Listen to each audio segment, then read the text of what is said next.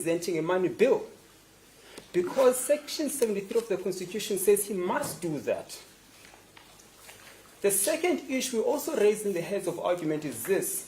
In terms of the Money Bills Act, once the minister tables his budget, it must serve before Parliament.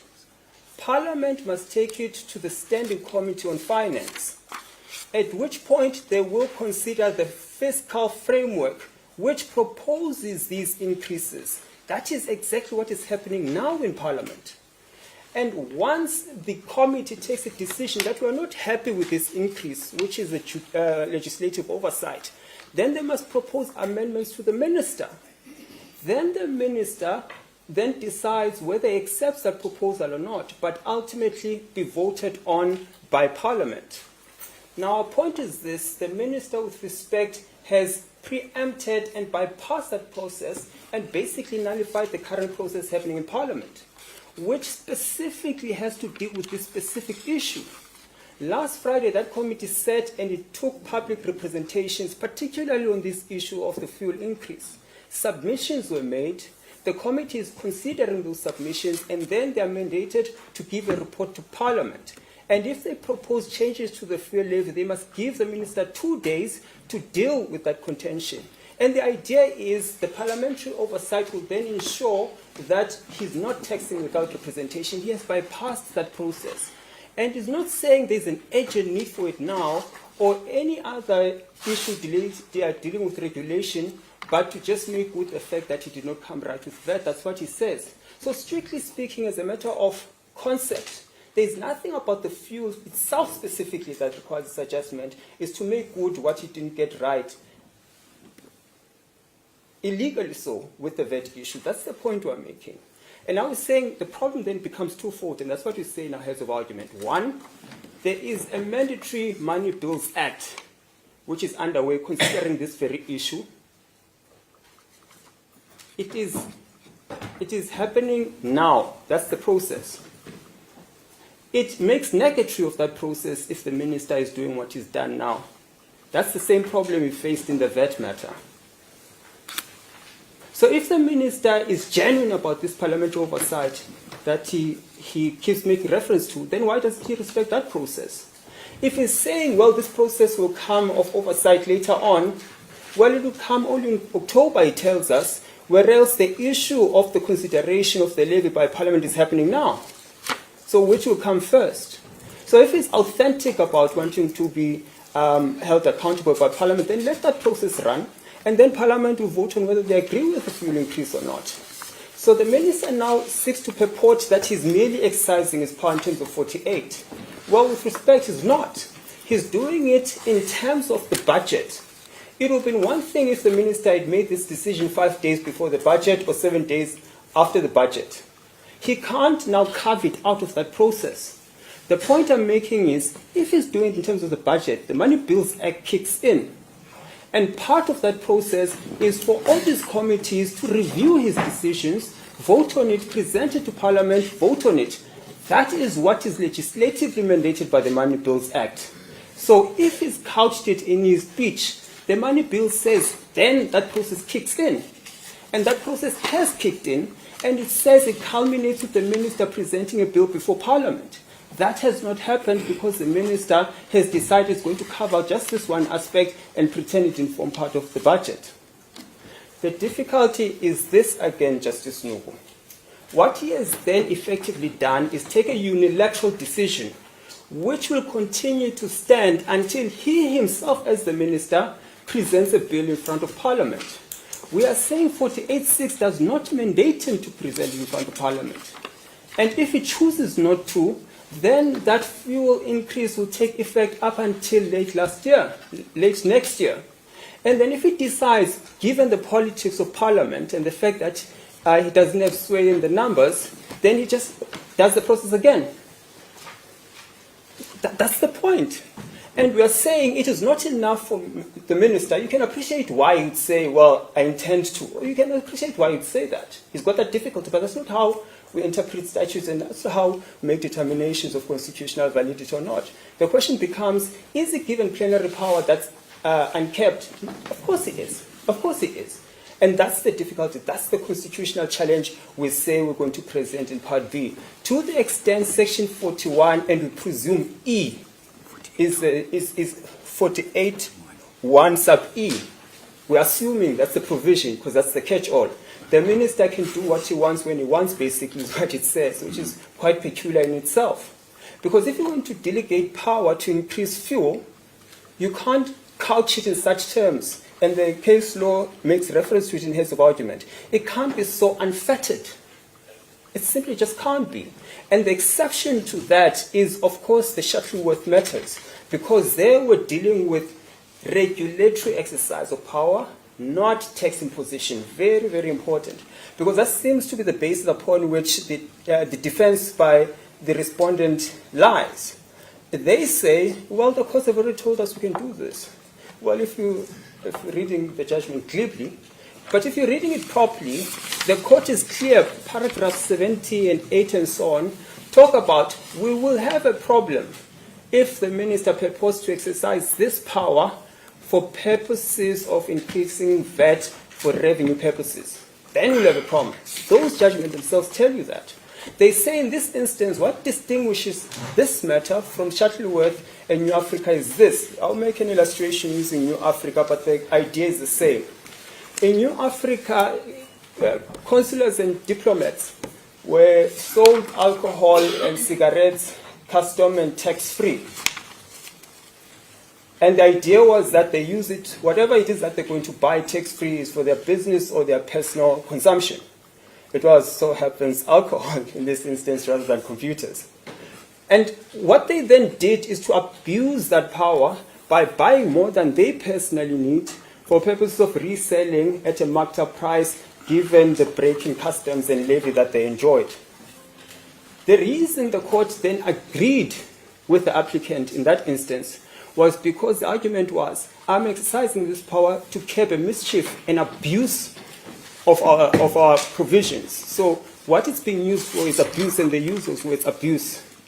They then go on and say that is distinguishable, as if foreshadowing this, that is distinguishable where the minister increases levy for purpose of revenue collection and not regulation. In other words, a plenary power to increase VAT, which is only in the confines in the province of a money bills in terms of Section 77 and 73. And if that were to happen, we wouldn't reach the same conclusion. That is what they say. That's the bedrock upon which we find foundation for application. And you do not have to agree with me now, Justice Nugu. In fact, I've perhaps spent so much time on Part B than I have on Part A. But all I need to convince you of, there is merit to my argument. And I ask you to do no further than have regard to those paragraphs and what they say about this particular conduct. And to the extent you can find the reference that says, if you are increasing VAT for revenue purposes, then you're not protected by our judgment. And if that is good enough for this court, it should then, I respectfully submit, be good enough for us to be allowed to go to Part B. Of course, we can be allowed to go to Part B with or without this court's order, but the danger is this. One, you can't reverse a fuel payment. You can't. And the degree to which the damage would have been done is neither here nor there. On the minister's own version, this is probably going to be dealt with in October. And in October, whatever happens. But what we have now is an application where pleadings are being exchanged, dealing with the challenge to the VAT Act. And we've undertaken, well, we are party to that in any event, to consolidate that one with this one to definitively answer the question. And we say with respect, there just can never be any doubt to the argument that the minister is exercising plenary power to increase VAT. Pages 7, 6, and 7. You're saying that. You're not in that case. No, I accept that. Sorry, just let me just explain what I mean by that. There was another matter that preceded this one. That matter. That matter. Yeah. That matter deals with the constitutional challenge to the power of the minister in the same way we are challenging it now. So we're saying just consolidate. The point is simply making it will be an expedited process rather than one that's indefinite in October as the minister would have it. And the point I was making then, Justice Nuku, is that if, and that's all you really need to look at, and without agreeing with me, but see the prospect of success. I'm going to say this for the very last time, I promise, but I think I should because it really matters to me. The sum total of our argument, and I really want the court to capture my submission on this. The entirety of argument is that there are two types of powers, delegated powers that a minister can exercise. The one is to regulate. The courts accept that if it's regulatory power because it deals day to day with these issues, or even administrators can be delegated, that is permissible under our constitutional order. That I accept. What the courts tell us, it's not even argument formulation, I'm literally citing the Constitutional Court. What it says is that what the minister cannot do or cannot have the power to do is to, in essence, increase VAT and levy for purposes of revenue collection. And we are saying once the minister says that's what I'm doing, and he says that is what I'm doing at page 7 of his speech, then it must stand to reason that we've got reasonable prospects of success at Part B. As my brother pointed out to you, we're not in the VAT case, and we haven't had the privilege of reading those papers. Now, Mr. Hikasibota, do you need us to adjourn? Are you okay? No, I'm fine, Your Chief. I'm struggling with ventilation. Did you just give me a swab? We're struggling with ventilation. If we could just adjourn, Your Chief. It shouldn't be 15 minutes unless we insist on 15. 5 should be fine. It's 11 o'clock now. Maybe it's just so that we can make a plan, maybe to open the doors at the back. We're currently working on the air conditioning, so that could be the issue. And that you make yourself comfortable, maybe take your medication as well. So that we try and facilitate to make it more comfortable for you. I'm happy to. I don't know what 5 minutes. I have an extra fan in my office, and we're going to ask that my registrar maybe set it up for you, give you a little bit more ventilation. We can plug it in as long as it won't blow your papers away. But I can see you struggling, so let's take half an hour now. I appreciate it, Your Worship. Till 10:30. 11:30, it's almost 11 o'clock. And then if you may just ask, check with Jerry, we've got the big one. And then you can set it up yesterday because it will make it comfortable for you. There are plugs available, and we'll bring it from my chamber. Thank you. I appreciate Your Worship. We'll take half an hour adjournment. All right.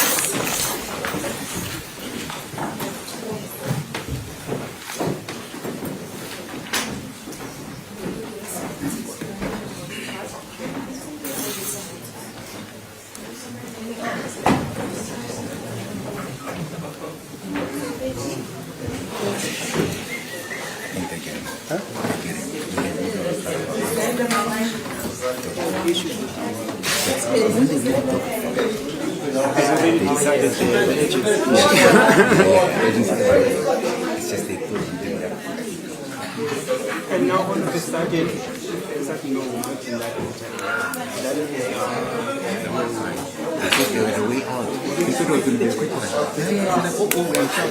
thought it was going to be a quick one. They're going to read these paragraphs and we have them sorted. And you know, that's why I said I was that there's constitutional court authority to say that you can only regulate, you can't raise regulate. Now you're like, oh. No, I just wish you had gotten a chance to read this because it is exactly, it was applying, yeah, it was well established that influencing behavior.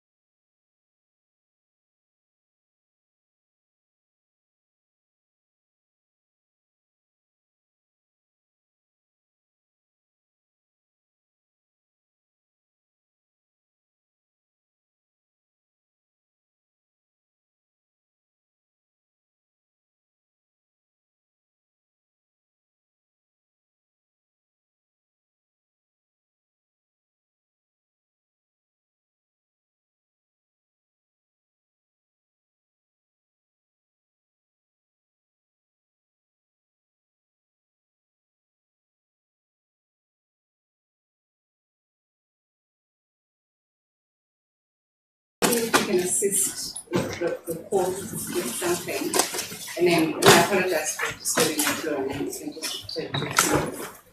But do you have access to the Customs and Excise Act? Do you have access to it? We have hard copies for each one of the copies of the relevant sections. Yes. We're indebted. Just portions. Thank you. And The internet connection in this courtroom is not the best. Thank you, we're indebted. Thank you, ma'am. There's the next one.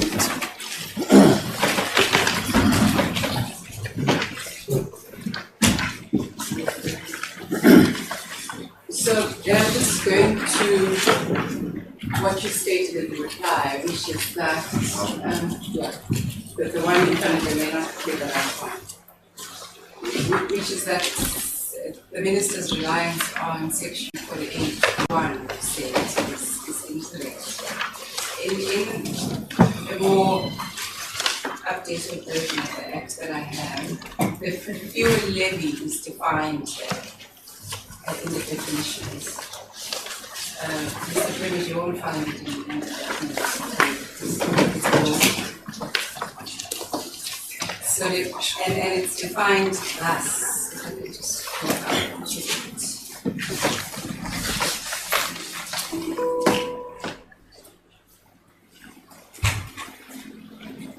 So the pure levy, it is said, means any duty leviable under Part 5 of Schedule 1 on any goods which have been manufactured in or imported into the Republic, right? And then if we go to section 48(2), just want to grab myself.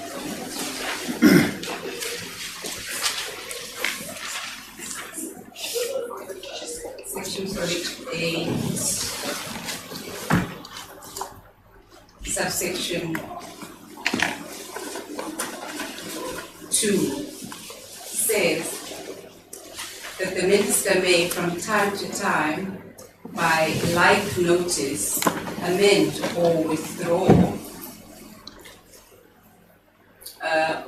or if so withdrawn, insert Part 2, Part 4, or Part 5 of Schedule 1, whenever he deems it expedient in the public interest to do so, provided that it carries on.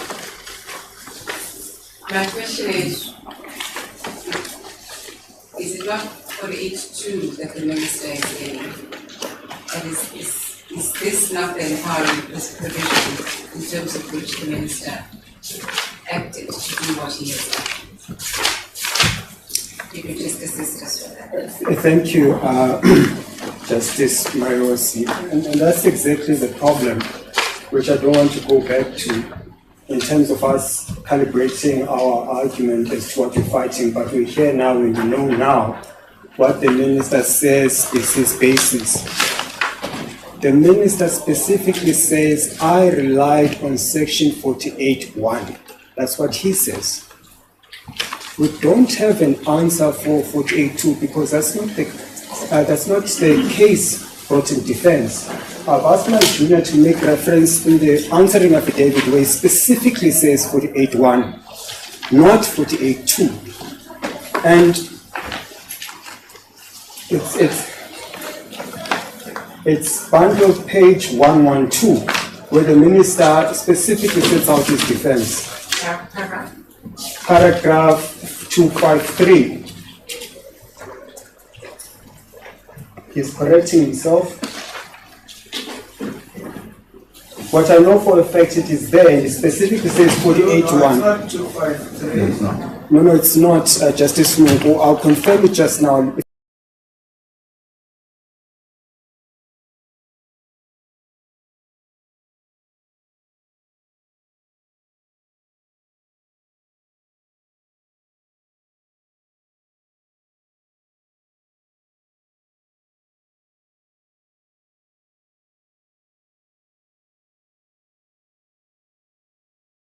Referring to 48(1)(e), which is the catch-all to do whatever he wants, whenever he wants, basically. So at 009-39, paragraph 220, is where the minister specifically says 48.1. So we can't have met a case of 48.2 if it's not made. Be that as it may, it could well be that he's got power to levy. So our He power. came here to meet the case that you made, or did not make. It could well be, Justice. But the point is simply that their defense is 48.1. They're saying we rely on 48.1, specifically paragraph 220. But just to obviously deal with the contention raised by Justice Mayosi, we're not having a qualm about the minister being able to adjust the fuel levy. That's not our suggestion at all. That's not what you're saying. So, for example, he can do it for purposes of regulating. We accept that. We're not fighting that. We're saying he cannot do what he's doing now. Certainly not under 48.1. That's what we are saying. And that's the case we're trying to do it. And insofar as a fuel levy, that definition is not triggered by what they Does say. he limit himself to 48.1 on the paper? Well, that's what he specifically What does says. the Gazette notice say? If I could just make reference to it. RA1, I don't know what the case lines page number is. I'll go to the as in the AA. RA1. We'll just find it. I think it's in the answering affidavit, my lady, but we'll just double check now. Created one attached to your case, RA1, the reply.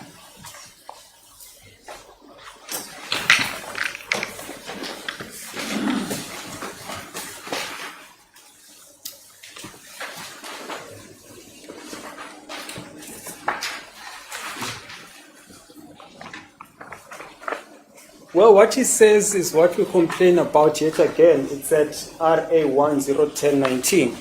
It just says 48. And then it tells us where exactly 48 in his answer. Well, he also says that in the affidavit.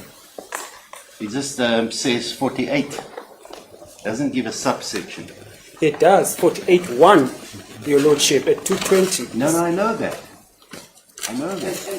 And what if as a matter of law, 48.2 in policy, as a matter of law, whatever it says, are we to ignore that? No, absolutely not. And the answer to that is Harris, which is also in our heads of argument, where it says you can have a post facto rationalization or justify after a challenge is brought. So that's Harris. So what it seeks to circumvent is precisely what we're concerned the minister might be trying to do, where he realizes, oh, actually, I don't have that power for 8.1, let me rely on 2. He has made an election and it's specific, and that's the case we've been asked to meet. And I'm suggesting that even if, for argument's sake, we could go to 48.2, which I'm suggesting this court should not do because the minister made a deliberate election.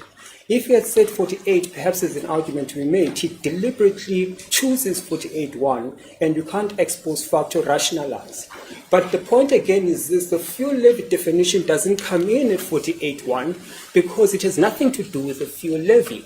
If you look at 48, it starts off by saying, in relation to imported goods, there are 4 distilleries in the country, 2 in Durban, 1 in Cape Town, 1 in Johannesburg.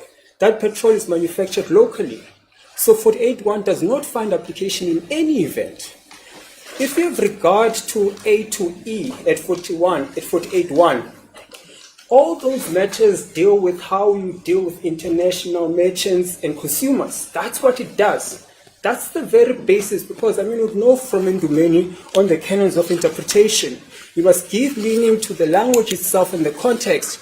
More importantly, ask yourself, what was the intention of the legislature when they enacted 48? 48 tells you what the intention was, to regulate imported goods. So the increase in levy is not carved out to deal with only imported petrol. It says generally, including petrol manufactured in the country in the 4 distilleries. So can I interrupt you? I'm sorry to do this. I'm just reading your heads. Paragraph 3. The Minister's reliance on Section 48 of the Customs and Excise Act is constitutionally impermissible for 3 independent reasons. The first, it says Section 48 does not authorize domestic fuel levy increases, but that can't be right, because Section 48 does exactly that. No, I was dealing specifically 48.1, Justice Okay. Snow. 41 specifically deals with imported, so he must be out on that basis alone if that's what he's relying on.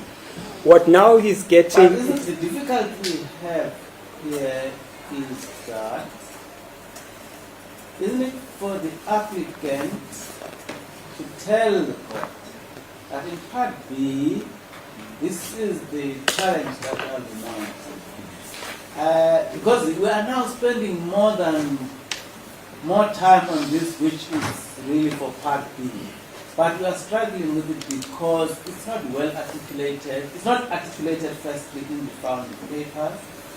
And then in the reply, it seems as if, whether it was in response to the minister's response, the attack is directed not at the provision in terms of which it would appear that the minister acted, which authorizes. So we are just trying to understand what is it that will be the subject of attack in part B, so that we know, and then we can then evaluate on a prima facie basis the prospects of success, and we leave it there. So we just don't seem to be getting an answer, which we can leave the court knowing that, all right, in part B, this will be the challenge. I think it's at that light level, not really the intricacies of it. Thank you, Justice Snow. So Perhaps you can then- just assist us in that.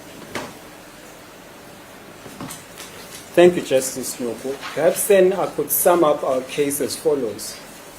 The starting point, even if the minister had said we are relying on 48.2, which he does not, we've got the same challenge that would bring in part B, which is this. Section 77 of the Constitution says you can only increase fuel levies and taxes through a money bill and a money bill only.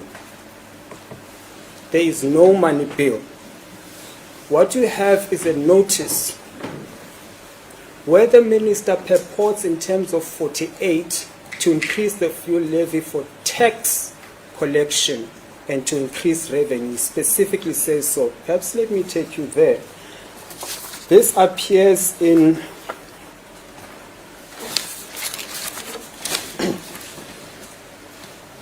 So, in sum, is a submission that the minister is not authorized to act in the manner that he has acted by the way of the notice, indeed. And we are saying, because of the overriding provisions of Section 77. 1, 2, because of the decision of Muhlaba, it's at 054-32. Those are our heads of argument. Which paragraphs of Mushlaba? Paragraph 20. This is what it says. The Constitution reserves the taxing power for legislative bodies, and when it permits the imposition of tax, you can read that to include levy. So wait. Of course, that paragraph doesn't read exactly as you quoting it to us. It reads differently. It starts with these cases, so it takes you back to casino and so forth. And then why I asked you the paragraphs, because it goes on, and then it deals with the permanent estate matter, quoting, going back into Israelson and I.L. Back and Mays Board and Gertner, and it refers to those cases in the context of how do you determine whether a charge is a tax? Because remember, this matter of Mushlaba dealt with the traditional authorities in Limpopo. And then, particularly from paragraph 35, I think it is, what happened there is then tested against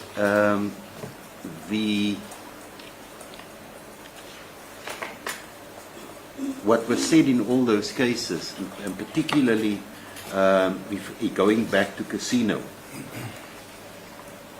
You have to look at the context.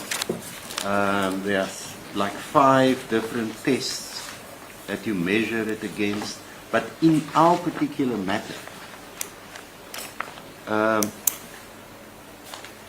remember the original act, and that's where, unfortunately, in the rush, the registrar printed the old original act. But the fuel levy, that definition was inserted in 1987. And the fuel levy goods was then coupled to that, so you won't find it in the hard copy that we gave you. Now, Mr. Kasiboto, speaking for myself, and we don't have to go to the singular paragraph that you referred us to in the affidavit of the minister, but his affidavit is peppered with reference to just 48, generally. No wonder your heads refer, as my brother Nuku took you to it, in paragraphs 2 and 3 of your heads, to just 48 and no subsections. Because he publishes the notice on the 2nd of June, just 48 general. But when the papers were filed, of course, you didn't know what was going to come. So your challenge was wide. Now we know. It was done under 48 generally. The respondent doesn't have to make a case on the papers. Applicant must make the case. And even as a matter of law, if I may latch on to the question of my sister Mayosi, where does this take us? If a fuel levy, as set out, and you took us to page 7 of the budget speech. Now remember, the word tax is used, and it seems to me on the founding papers that was latched upon. Because he first speaks of a tax proposal. It's about the 3rd line on that page that's attached to your founding papers. Then he gives the numbers. Then he says fuel levy, uses the words fuel levy, and then he ends off by tax measures. And then he goes to the 2026 budget in his speech. Now, is it what you call it, or what the minister called it?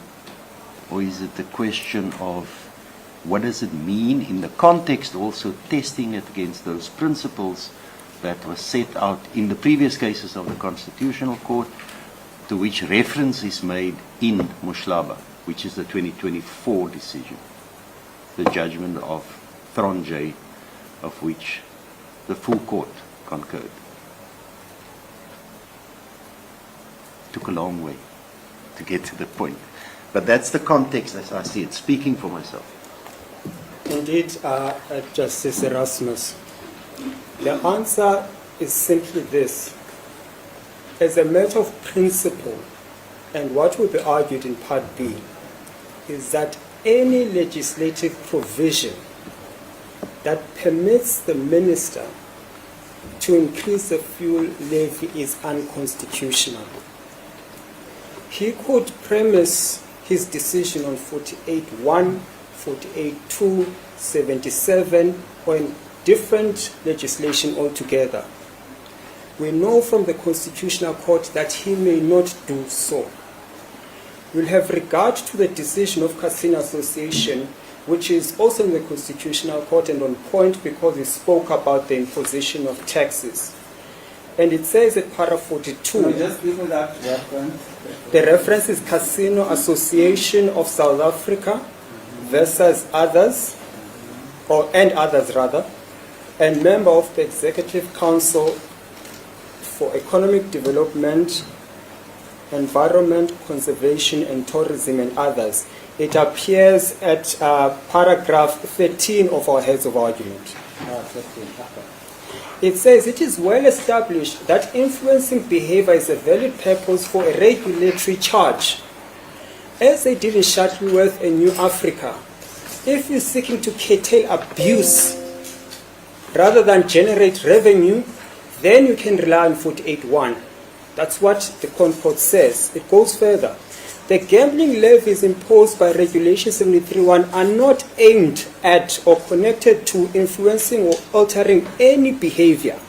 Rather, they are revenue-generating charges whose purpose is to raise funds, and for that reason, it was held that that decision was unconstitutional.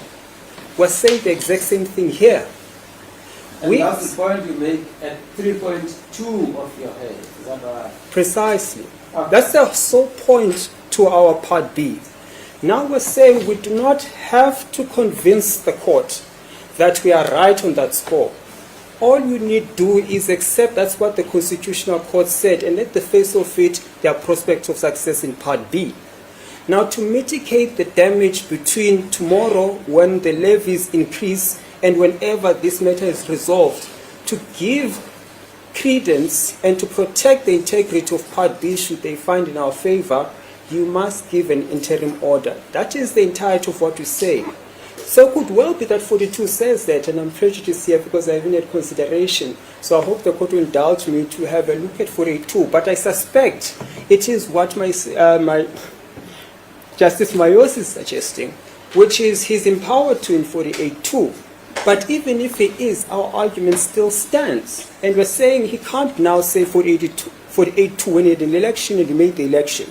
That's what Harris says he can't do. Again, the Concord is saying he can't do that.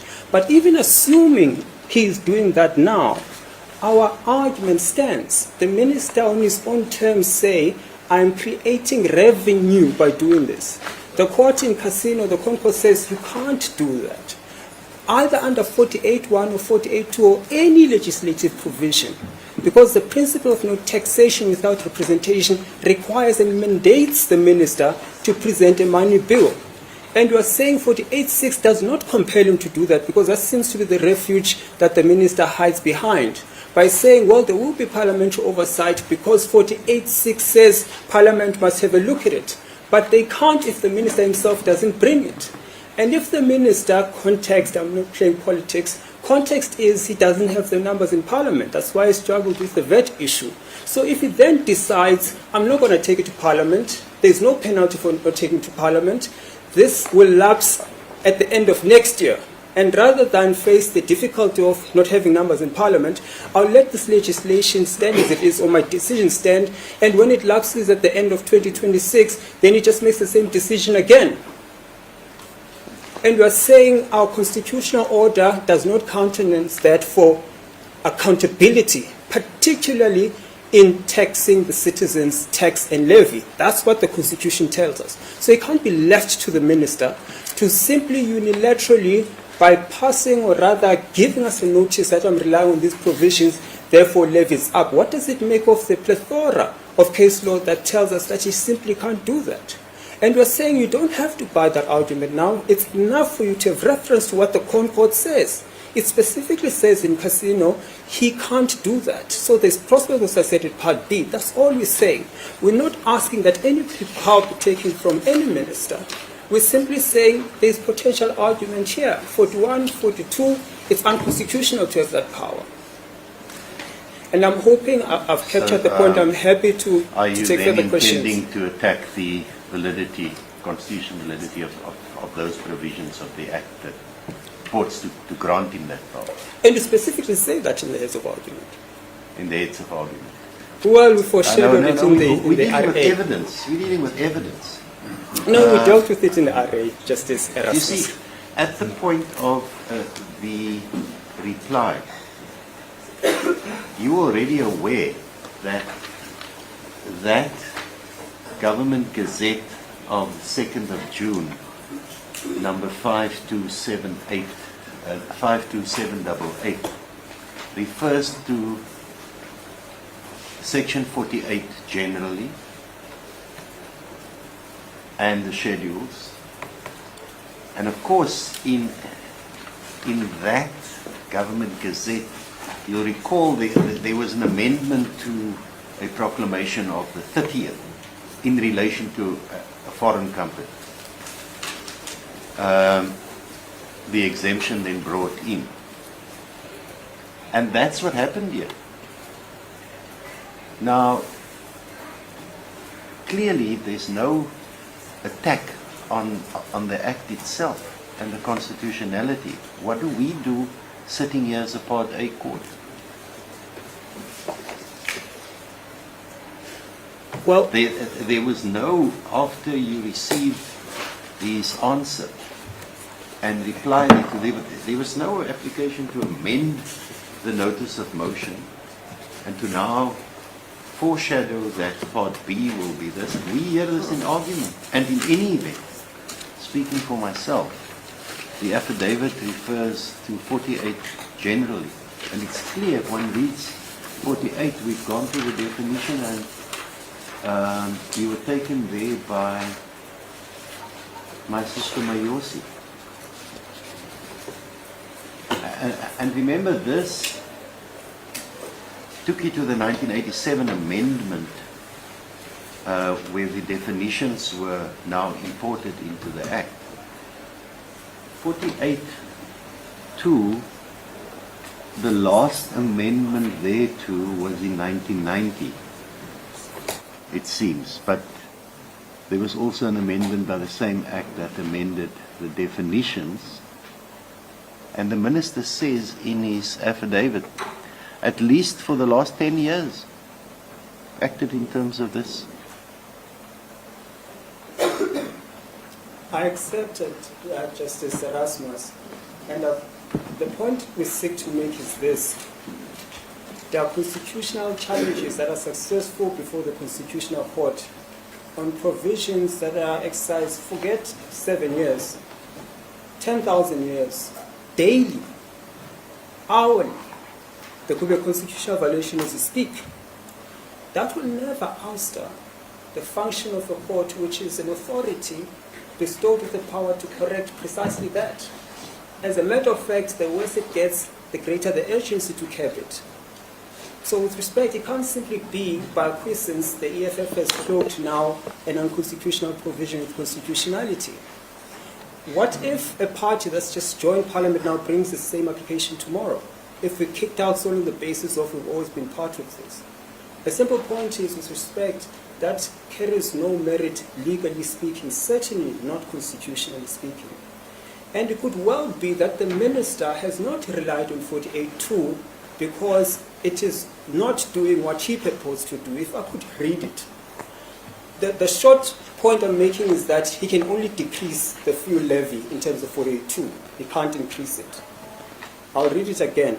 The Minister may from time to time by like notice amend Schedule number 1 on the recommendation of the Board of Trade and Industry, we don't know if that was done, or whenever it deems it expedient or relying on that in the public interest by reducing any duty. So you can only reduce in terms of 48.2. No. That's not the latest.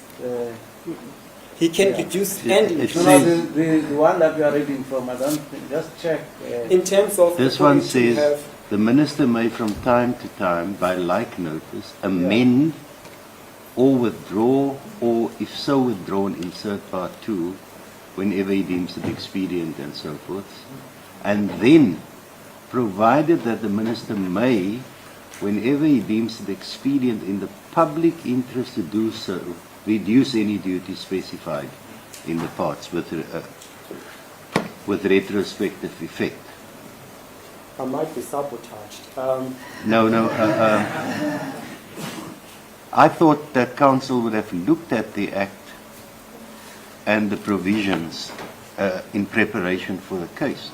We would have, Your Lordship, and our contention is that, and I don't want to belabor the point, reliance was placed on 48.1 because 48.1 was made reference to. And we're saying even if 48.2 is a refuge to the Minister, it is an unconstitutional one. But the problem with that is that that part has not been pleaded. you look at the answering page, at the replying papers, and there is no challenge to Section 48 in whatever form.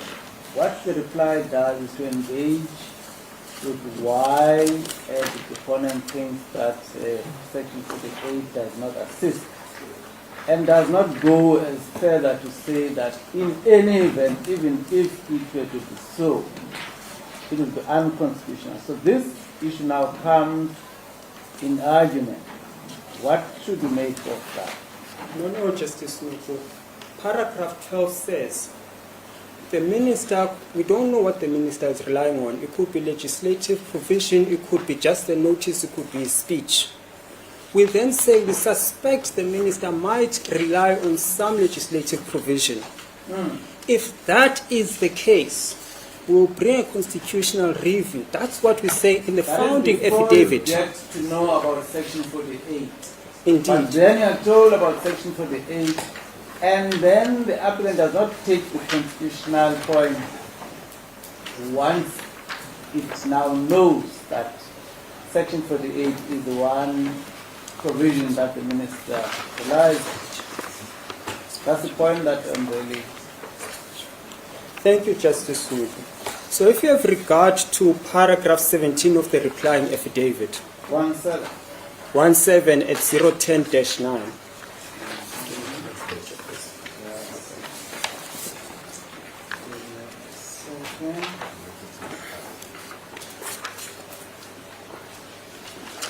Yes. For- Paragraph 17. Yes. We then say why reliance on 48 is unconstitutional from para 17. Yes. That's the one reference. The other reference is at 010-6. Paragraph 6. So it's 17 and the other one is 6 of the RA. paragraph 6. Correct. Okay. There we say Section 48.1 deals specifically with imported goods. It provides the minister to impose duties on imported goods. The general levy, however, applies domestically and refined. That's the one aspect we challenge it. The distinction is crucial. Section 48 cannot provide authority for levies on domestic fuel, regardless of its origin, once it enters the country. The minister's misapplication of 48.1 to domestic fuel distribution represents a fundamental misunderstanding of the statutory and confirms the absence of any lawful authority to his conduct. So his reliance on 48.1 shows that he does not appreciate the authority that he has. And so to the extent, one, we say 48.1 does not give him that power as a starting point. Secondly, even if it does, then it's an unconstitutional power. Similarly, 48.2, shooting from the dark here because I haven't read the proper version, even if it permits him to, it's an unconstitutional power. Why? Because Casino in the Concord tells us you cannot increase levies and fuel outside of a money bill. If I could be pardoned for a second to just have regard to 2, and perhaps I can give a comprehensive answer while you have regard to paragraphs 6 and 17 of our replying affidavit.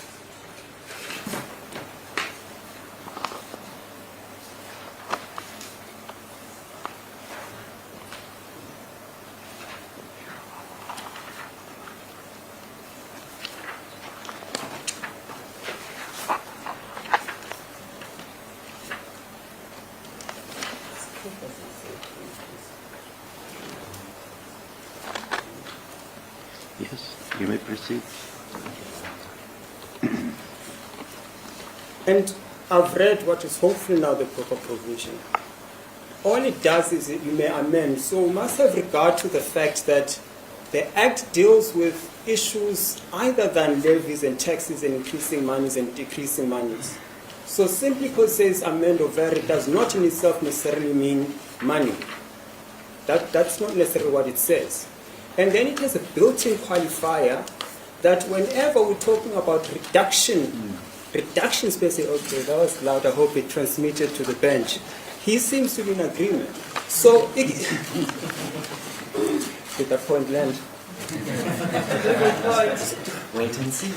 So the point I simply make is this, Justices. The qualification in 48.2 itself says, notwithstanding that he can do all of this, there's an important qualifier that provided when he wants to reduce, he may rely on 48.2. Nothing in it other than say amend, which could be in relation to anything. It does not, however, say you may amend to increase. The only time it talks about changes to pricing is when it says to reduce.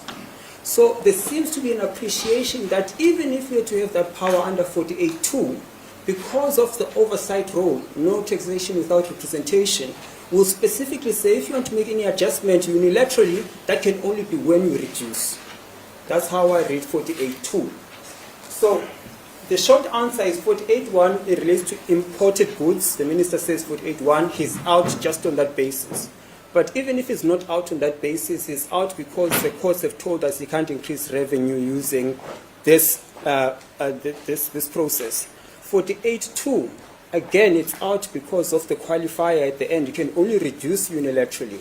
But even if that's not what it provides for, but it in fact provides for you can increase levies, it's unconstitutional for the same reason 48.1 is unconstitutional, in that it allows the minister unilaterally to increase without any parliamentary process. And the only time there could be a potential check on that decision is if the minister himself presents it to Parliament. So Parliament does not have authority to download the notice and deal with it. The minister must present it in front of Parliament. And we can all accept that it must be a money bill that it does this through, because it's only through a money bill that you can increase levies in terms of 77. And we're saying to the extent the minister has not done that, neither does he claim that he consulted and is required to with recommendation. All we know is he made that decision. And I hope that rounds off that aspect, but I'm of course happy to address any further questions that may come from the bench. So I have a question. So if you go to paragraph 65 of the founding affidavit, I don't have to place line pagination. So in that paragraph, you say something to the effect that the minister's decision to increase the fuel levy is not on its own unlawful. You see that in that second sentence? Indeed, my lady. Yeah? But what you take issue is the fact that he made it come into effect on the 4th of June. Is that right? One. I That's think the one what aspect. That's what you say here in this paragraph 65. So if this court is not with you and this court finds that the minister acted lawfully or was empowered to make it come into effect on the 4th of June, does your complaint then fall away? The Part What B does complaint. what does that then do to your... You say that you don't necessarily quibble with his authority to increase the fuel levy per se. It is that he made it come into effect on the 4th of June that you quibble with, because then he excludes the parliamentary process by doing that. So if this court is of the view that the minister was lawfully empowered to make it come into effect on the 4th of June, what does that do to your complaint, given that you don't quibble with the decision itself without the 4th of June? Let me put it this way, and if I'm not answering my ladyship's question, then please bear with me and try again. As a matter of principle, how you increase taxes and levies as a matter of principle is through a parliamentary process. The minister himself cannot do it. What he's done is trigger that process, which requires parliamentary oversight before it can be of any force or effect. We're saying he has bypassed that parliamentary process and given effect to his own decision without parliamentary oversight. That's the constitutional difficulty we have and the legality difficulty we have. So when we say we don't quibble with the fact that he's got that power, we mean it in that narrow sense of the word or of the expression. Not that he can decide and that's the end of it as is done now. Now we're saying what that means for our Part B is this. If we're dismissed here, all the dangers we speak about in the interdict sections kick in immediately, and they're not reversible, and they're quite grave. That's the difficulty. What we are asking this court to do is find in our favor. It must do so in the face of what we're dealing with here, which is to suspend the levy. And the reason we say that is the minister is not hard pressed to do the levy issue. He's saying, I'm doing it to counter the political effect of not being allowed to increase VAT. He says that it's that basis upon which he couches his decision. We're saying, well, then if he didn't see it fit to increase the levy 2 weeks ago before the VAT issue, why does he say it now? He tells us, I'm trying to make good the political mess I created. That's what he says. So saying in those circumstances, it is only prudent, and of course we can only appeal to the court. It's not mandatory that you grant us that order. We're just saying, given the prospectus of what is at peril and the balance of convenience, that order must be given, and then you can always fail at Part B if it comes to that. And I'm hoping I've answered the question. The decision cannot simply be issuing a notice and immediately kicks in. If he had pended it post, say for example, the parliamentary process, which is looking into the very issue, or pended it following Part B, we would have no problems whatsoever. Sorry, but So your Part A relief, you want it pending the final resolution of, the final determination of Part B, right? Which really, just loosely speaking, it's indefinite. Why don't you make your Part A relief pending the conclusion of the parliamentary process? I'll take instructions standing here. I have no difficulties with that. If you say that it's already underway, the standing committee is doing this, it's doing that, and so on and so on. I can always take instructions, Justice, on that point. But the point I'm making is, yes, so under prayer 2, at page 2, we do say pending Part B. But equally, if we lose here, the minister himself says we might deal with it in October. So in equal measure, that is indefinite itself. And for the minister, it gets worse. He actually does not even have to trigger the parliamentary process. And I hope I've captured that point properly, because he's saying what negates our concern is 48.6, which says Parliament will have oversight. But nothing about 48.6 says he must do it. And there is no punishment for him in failing to do so. And I'm saying, outside of politics, just pure contextually, we can see why you'd have difficulties doing that in Parliament. For that reason, you may choose them to not take in Parliament because it's not required to. And come the end of 2026, he can just do the process again, and nothing stops him from doing that. So it's that perpetuity, that concern that we're very much concerned about. And we're saying, ultimately, whichever way you cut it, I accept that it won't come, a resolution won't come in the next month, it won't come in the month after. But if he were to follow the process, I'm happy, I really am happy to amend our notice of motion to say it's a bit late to do that. Whichever comes first. It's a bit late to Well amend now. It could well be. But the point still remains that there is a balance that the court has to strike here. If at the face of it, and I repeat the point, I don't have to convince you about the merits on a balance of probabilities and on Clasco and Evans. But what I'm simply saying is, if you have regard to the court and they say one thing and one thing only, this cannot be done, that gives you an indication of how strong our prospects of success are. And that's the sole consideration in deciding to give the interdict or not. I'm yet to come across case law that says, well, but the problem is we must solve this in November. I've always understood it to be just taking a glance without questioning the granular detail of what does that mean in practice, when and how. That's the function of Part B with respect. So if I can convince you that we're entitled to interim relief and just glancing at what might come at Part B, regardless of the merits, the consequences, what it means for the fiscus. And because the minister is now saying, well, there's that jeopardy that we'll lose on revenue. But it's caused by the very fact that he exercises power unlawfully to begin with. We wouldn't have been here if he had followed the process. So there's no revenue being lost as a result of the application. And I've hopefully addressed Justice Mayosi. All right. Another question from Judge Nuku. yeah, I don't know now. Reading that paragraph to me suggests that the applicant accepts that the delegation of that power to the minister is proper and lawful, but it is how he exercised it that is offensive. Is that the case? It's not our case, Justice. No. Oh, because when we say the minister took the impunity decision on the 21st of May 2025, this in itself does not render the minister's decision to increase the fuel levy unlawful. What should we make of that? If he's doing it in a regulated constitutional manner, and that process is not taking the decision, announcing the proposal at the speech, issue a notice. A notice does nothing more than notify.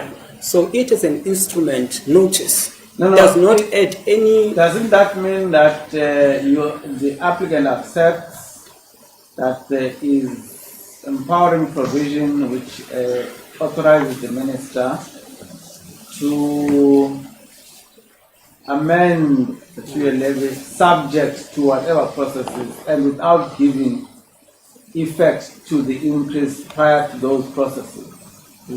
Is that not how that paragraph should be read? Justice Nuku, the minister has got power to adjust the levies. For example, to regulate behavior. As a principle, he can have that right. With the carve-out. Explain to me the paragraph. The carve-out. And for that reason, he can. That's the point. He can. In this instance, he can initiate any bill. It's his function. No one else can. Section 73 says only the minister may introduce a bill to increase fuel levy. He can do that, and we accept that as a principle. He can make the announcement. We accept that as a principle. But that's not where it starts and stops. The process must take its course. I.e., my apologies to the court. Just one moment. If people can't behave themselves, I have them removed from the courtroom. You may proceed.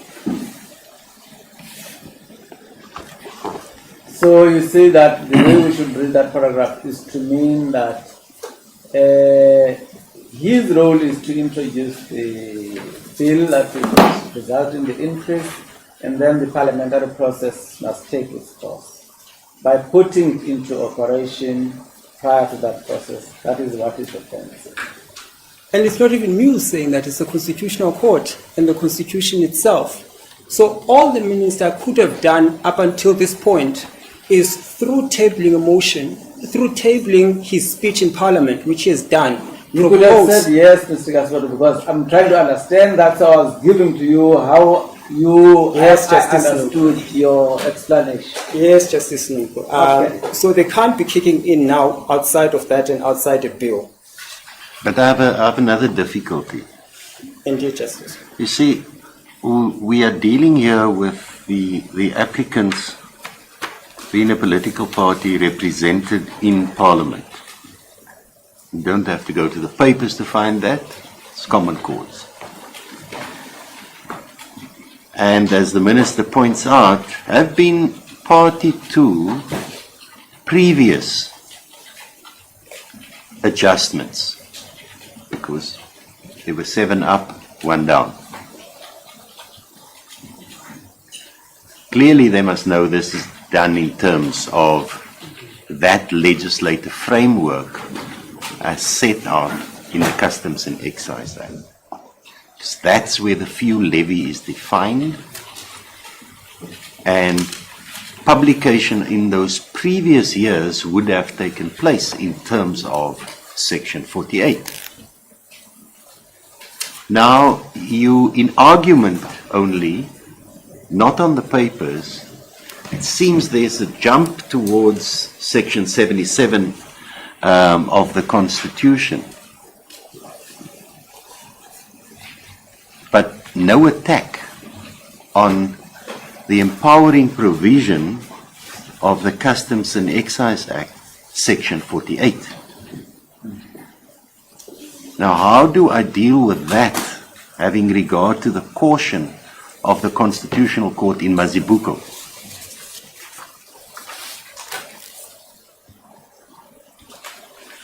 Well, and the whole principle of subsidiarity.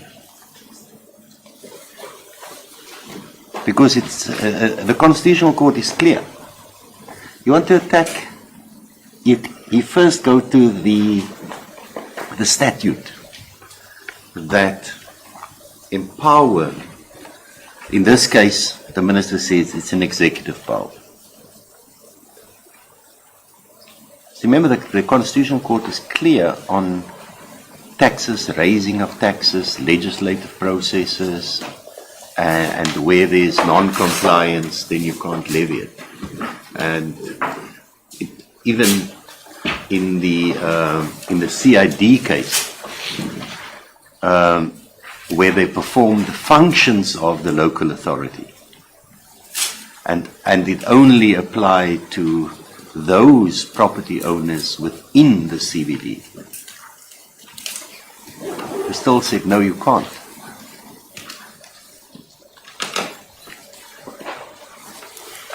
Indeed, Justice Erasmus,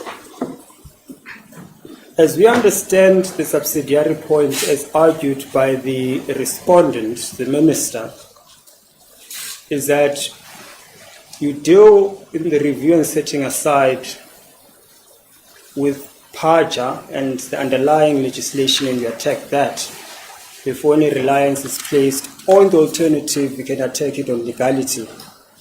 We're saying this is not a review application. Maybe you misunderstood me. Let me make myself clear. I'm saying in the context of the players here, in this case, I would have expected that full frontal attack in the founding papers. And our answer, Justice Erasmus, is Part B analysis does not require the level of depth, certainly that I've been advancing before this court. Is to suggest what it is we're going to deal with there.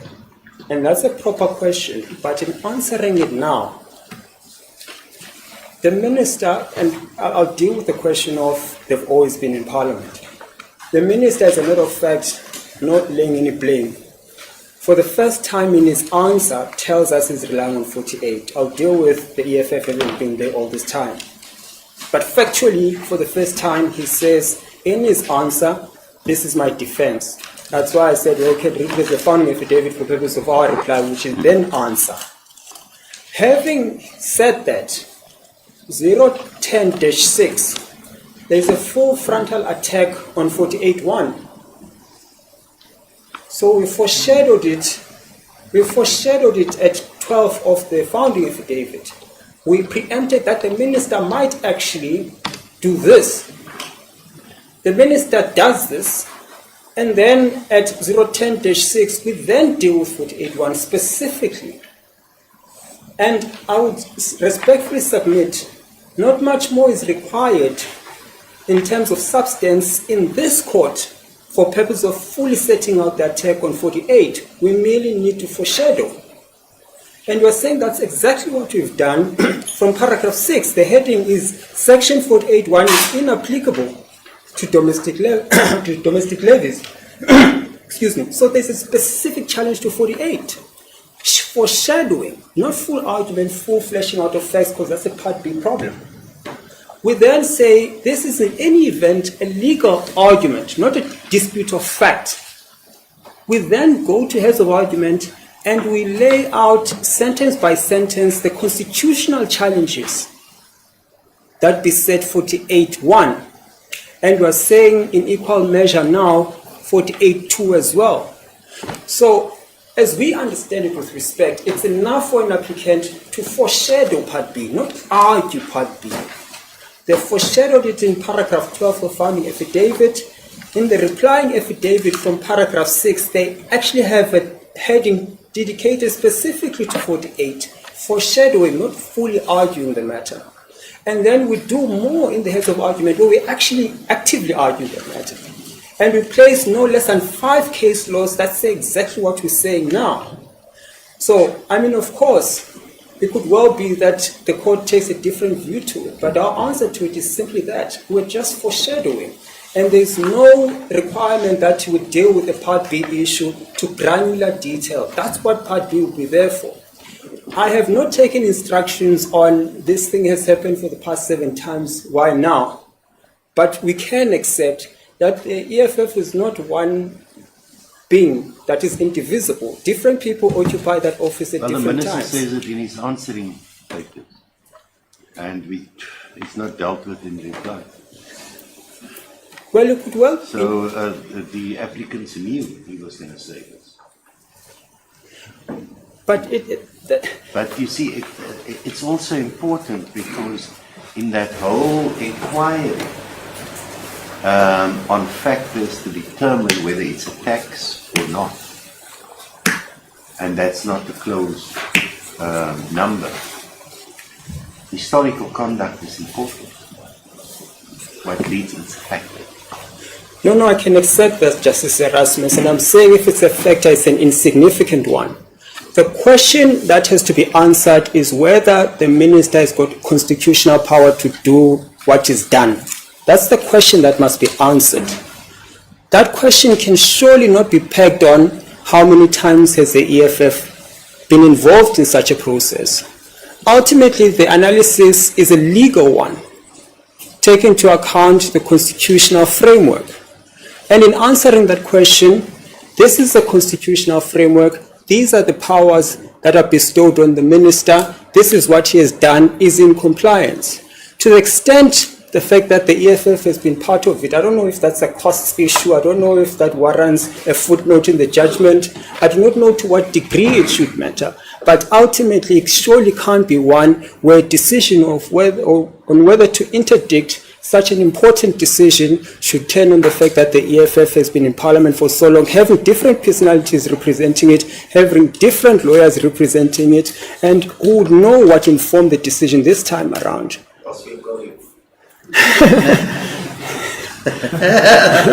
So with respect, Justice Erasmus, even if I were to accept that that is a factor, it surely is one that can't play a meaningful role in the decision making, especially on a matter of this nature.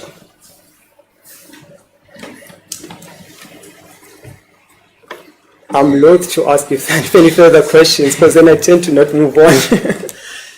Yes, Justice Marius. I've got one. Thank you very much. Thank you, Justice Marius.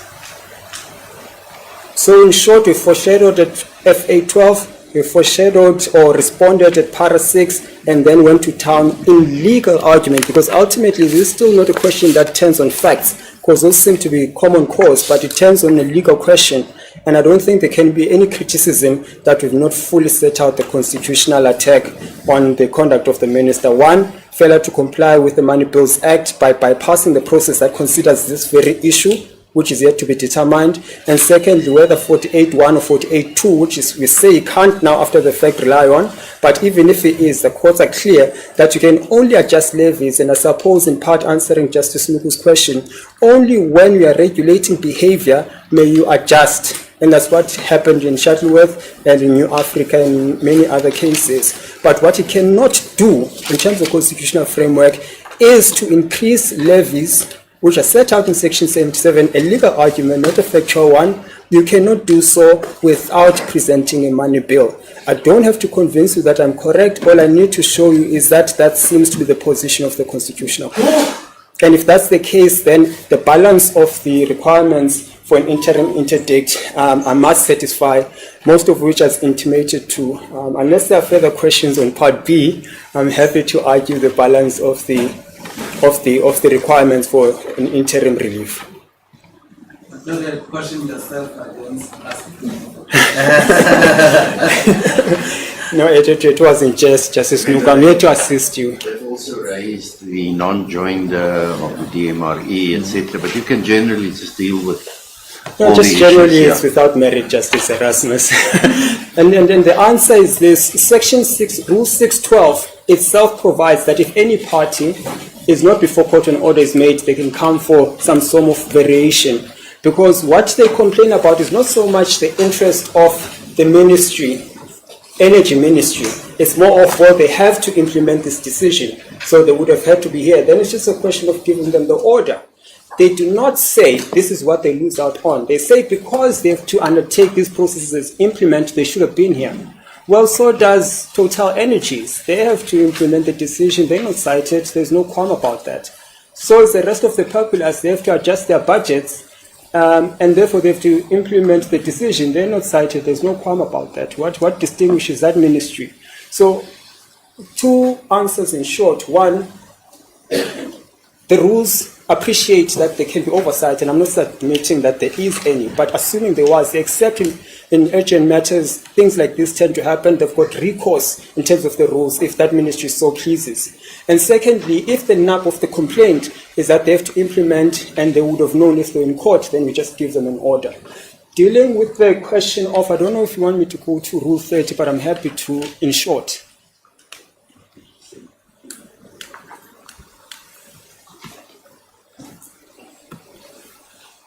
They can deal with any reply if necessary. As a court, please. I said at the outset, we're not going to, let's get to the point. Not going to go on sideshows now.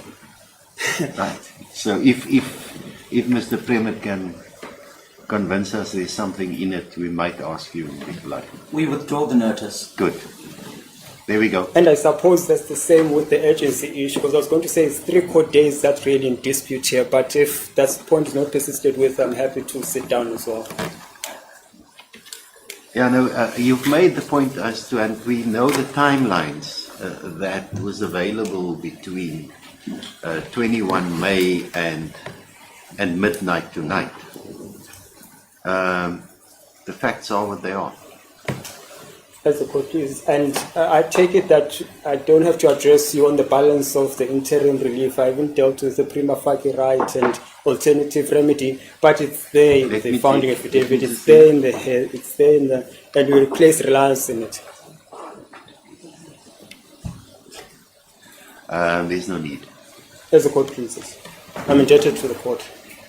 So it's 12:36. I discussed with my colleagues this morning that we, unless things have changed, that we can sit through. But let me just check with Mr. Kasiboto. Do you need to take a break at any stage for having some sustenance and maybe take medication? What we could do, he's saying, what we could do, I'm happy if the court is so minded. I'll just indicate when I need to step out, unless, of course, there's an instance that they want to take a break. I should be fine. I'll just indicate when I need to step out. Then you can just indicate to us, maybe swap around with your colleague. Well, I'm not too sure I'm going to do that because he's arguing I need to reply. No, yeah. I'll just but take if you need to here. step out, just indicate. We'll take an adjournment. As a court, please. I hope the fans are assisting. They are. Thank you very much, Justice. Justice. They must go back to my chambers, both of them. Thank you very much. Yes, thank you, Mr. President. Justice Erasmus, members of the court, I've noticed that despite the 1 hour 30-minute limitation, the debate's gone on for 2 hours and 5 minutes. May I just say, I hope I'm not that long. No, that was the bench. Yes, I hope I'm not that long. I'm going to choose my words very carefully in this matter, not only because I represent the EFF on occasion and I don't want to prejudice my future work stream, but also because what the criticism that I'm going to make against my learned friends as the legal representatives of the EFF is that they've evidenced absolutely no litigation discipline in this matter at all. And you need to bear that at the back of your mind in circumstances where they are asking you to stop a state department from giving effect to its lawful constitutional powers, which as we stand here continue to be lawful and continue to have effect. Because what did our learned friend's client say in paragraph 12 of the founding affidavit, which took up a lot of debate and whether it foreshadowed something or didn't foreshadow something? At 001-11 para 12, this is what the deponent says. What is, however, clear is that the minister has not followed the legal process in imposing the levy, and neither can he at this stage. And then they move on to the correspondence. So just as a matter of wording and pleading, let's take a step back and analyze that statement. I'm not going to rest all of my propositions on the use of the definite article D as opposed to the indefinite article A. But the point is that the deponent tells you that there's this legal process, the legal process, and the minister hasn't complied with it. It means that the deponent, on advice, foreshadows that there's a breach of some kind. And the debate that took up most of the morning today with my learned friend is as a result of the fact that he couldn't pin down his case and what it actually was. When it suited him, he argued for administrative action. When it suited him, it was then a legality review. When it suited him, it was then a constitutional challenge. And why it's important for us to bear in mind that litigation discipline in cases like these are important is because what does the Constitutional Court say in outer at paragraph 71? It says, before granting interdictory relief pending a review court, in the absence of mala fides, not pleaded by them, fraud, not pleaded by them, or corruption, not pleaded by them, examine carefully whether its order will trespass upon the terrain of another arm of government in a manner inconsistent with the separation of powers. That would ordinarily be so if, as in the present case, the state functionary is restrained from exercising statutory or constitutionally authorized power. That's where we are here. Well, you can take that one step further with reference to the object. Yes. The fact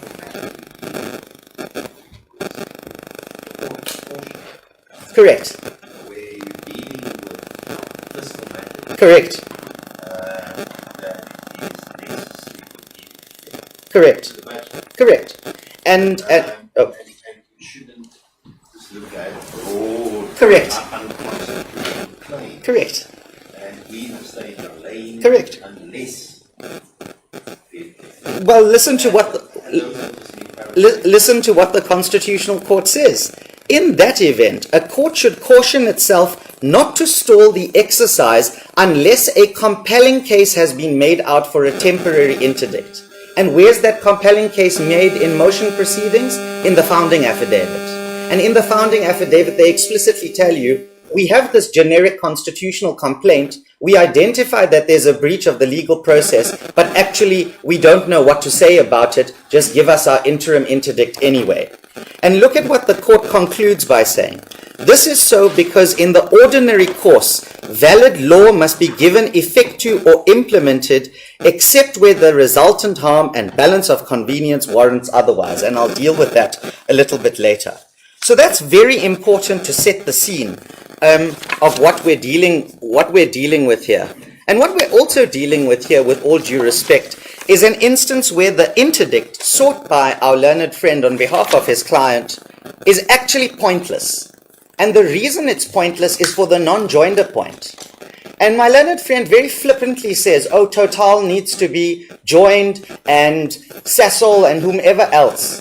But what his client didn't say in the replying affidavit is that the joinder doesn't matter. So all of those arguments are raised new for the first time from the bar. But let's leave aside technicalities. Let's go to the merit.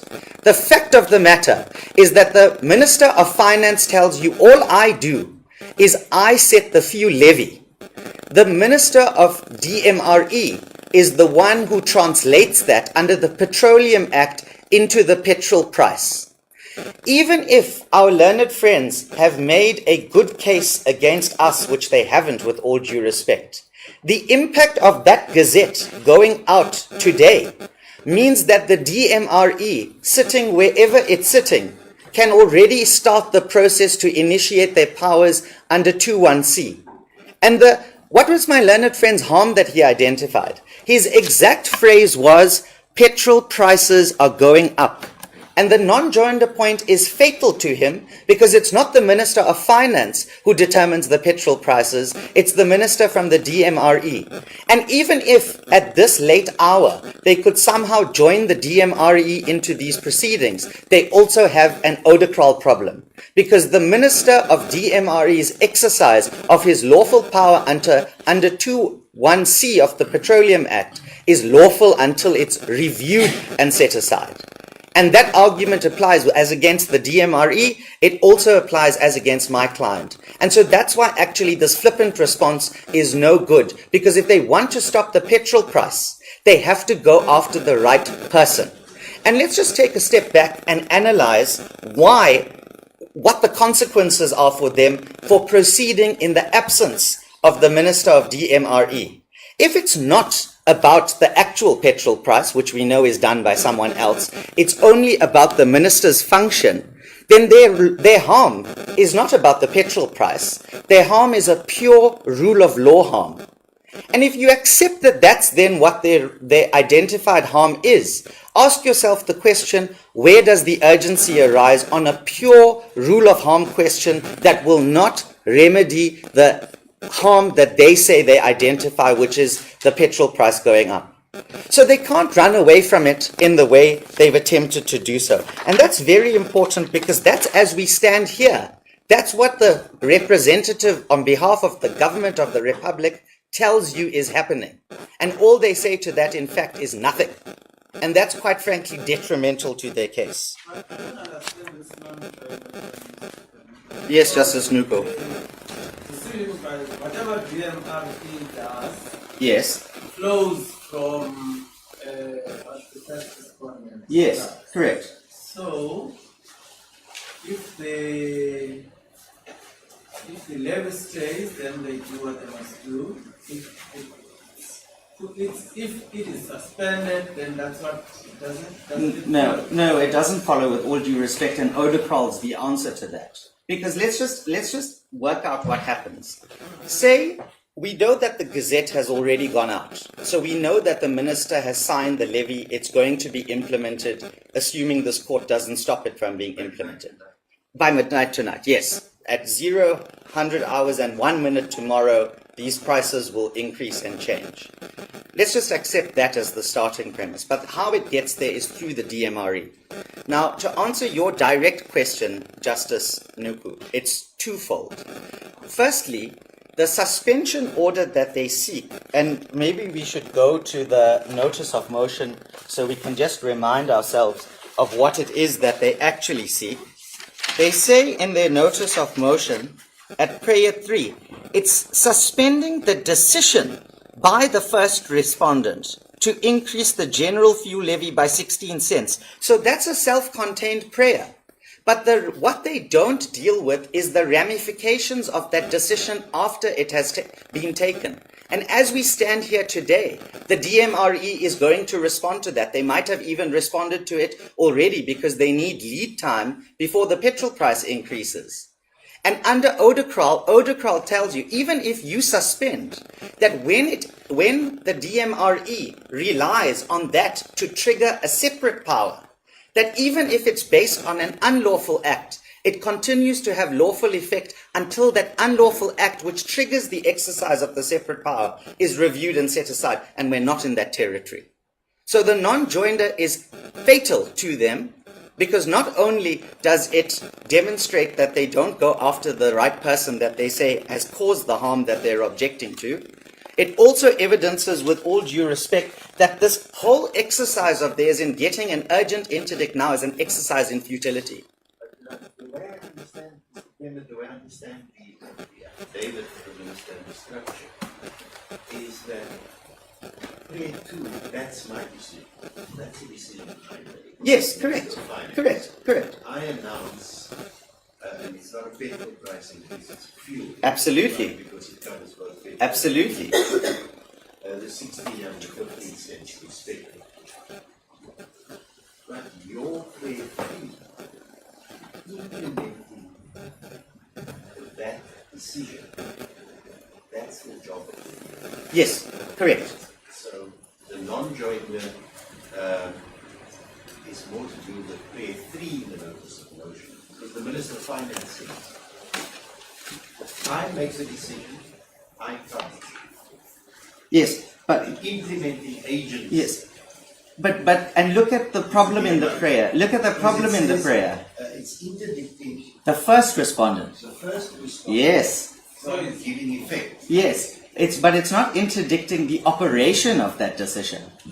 It's interdicting the first respondents from giving effect, not everybody else who might rely on that decision.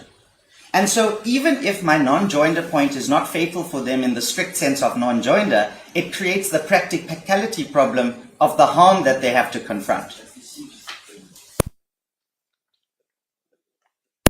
Unless my brother Nuku want to take you back to his question. Because if the decision of the first respondent is set aside or suspended, it's of no moment, because then the implementing agency can't implement because the court has suspended that decision. No, with all due respect, that's only as against the Minister of Finance. It's not as against the separate administrative act identified in PAJA and identified in Odacrol in respect of the DMRE. But I think you've got my point. No.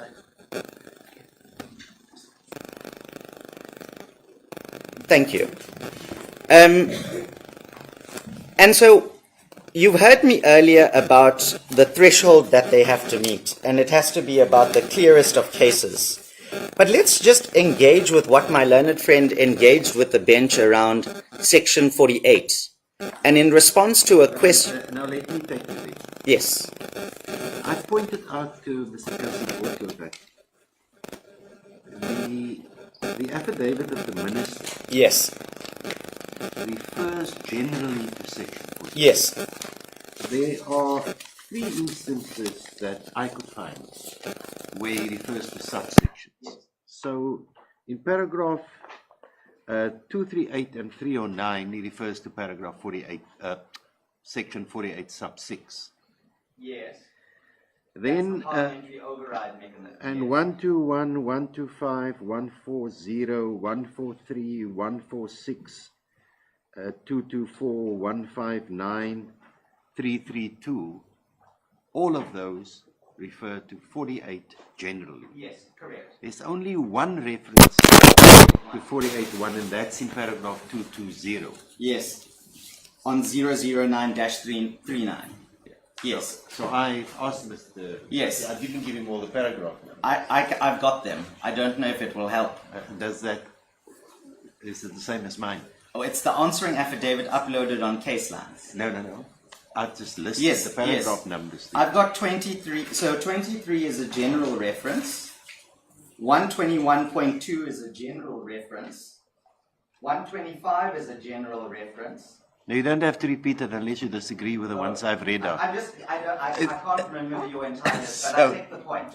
So it's only in that one paragraph, Yes. and it doesn't say in that paragraph Yes. that it's only the 48.1 that's applicable. Yes. I accept that.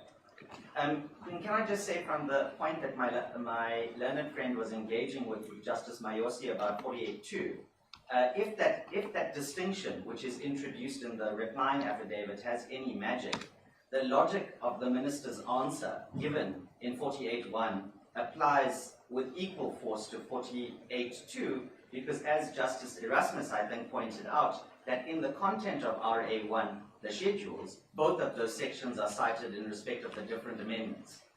And so the point to be made about this is that there's no magic in this attempt to say that the minister pleaded improperly and therefore it's an irrationality in the sense that he applied the wrong section. You have to remember that at the time that the answering affidavit was drawn, they themselves hadn't identified anything as to the substance of their challenge beyond an incorrect reading of Section 77 of the Constitution and the money, I'm going to call it the Money Bill Act. And so the minister gives you the fullest answer that he can, but to the extent... Simply put, he says, Yes. in terms of the Customs and Excise Act, it makes provision for the adjustment of a fuel levy. Yes. And that is done in Section 48. Yes. There's the process. Yes. And that's what I did. Yes. And the law permitted me to do it, Absolutely. and it will kick in tonight unless the court orders me otherwise. That's right, and I accept that. But your lordship in the debate with my learned friend pointed out the Mazibuko frontal challenge and subsidiarity problem he has standing in his way. Because remember, in order to get that interdict, assuming they're in the territory of a constitutional challenge, because we still haven't worked out what their Part B is. Because remember, their Part B relief, as it's currently pleaded, just says reviewing the minister's decision. It says not one word about a constitutional challenge. But let's be generous to them and assume that they can say that. Then what they would have to do is they'd have to show the degree of the constitutional breach for the thing that empowered the decision. And the thing that empowered the decision is Section 48. And there's no pleaded case about Section 48 because in violation of the principle of subsidiarity and with absolute ignorance for their frontal challenge problem, they rely directly on the Constitution. And what you will remember in the My Vote Counts litigation, the first My Vote Counts judgment, when there was a direct attack in the context of the right of access to information, Justice Cameron, if I'm not mistaken, who penned that judgment together for the majority of the court, said that might all be fine and well, and you might have identified a serious constitutional problem here. But the difficulty for you is you've got the PIA Act standing in your way, and you can't come here immediately and claim breach of the Constitution. You have to go according to, there's a method in which you reach us.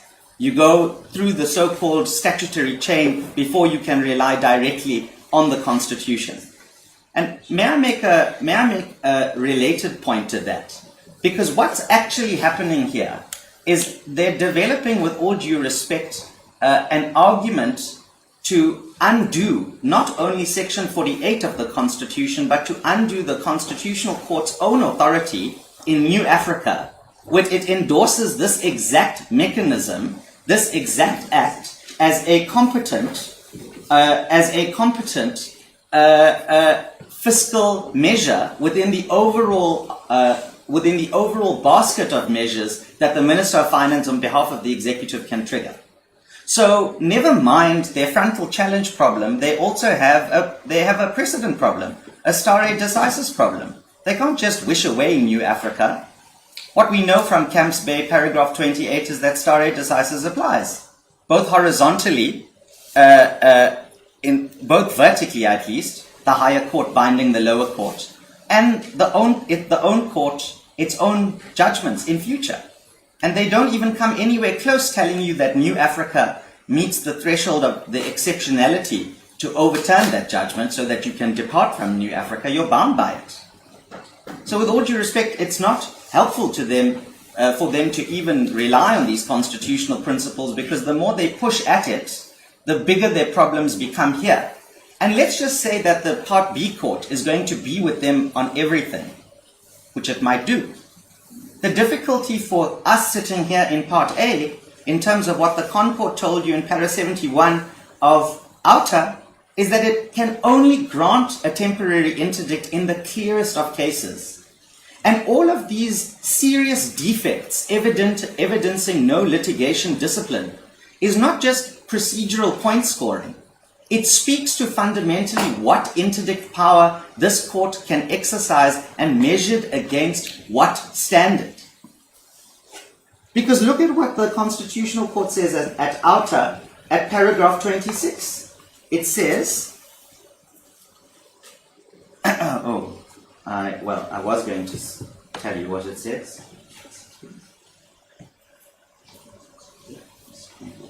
A court must also be alive to and carefully consider whether the temporary restraining order would unduly trespass upon the sole terrain of other branches of government even before the final determination of the review grounds.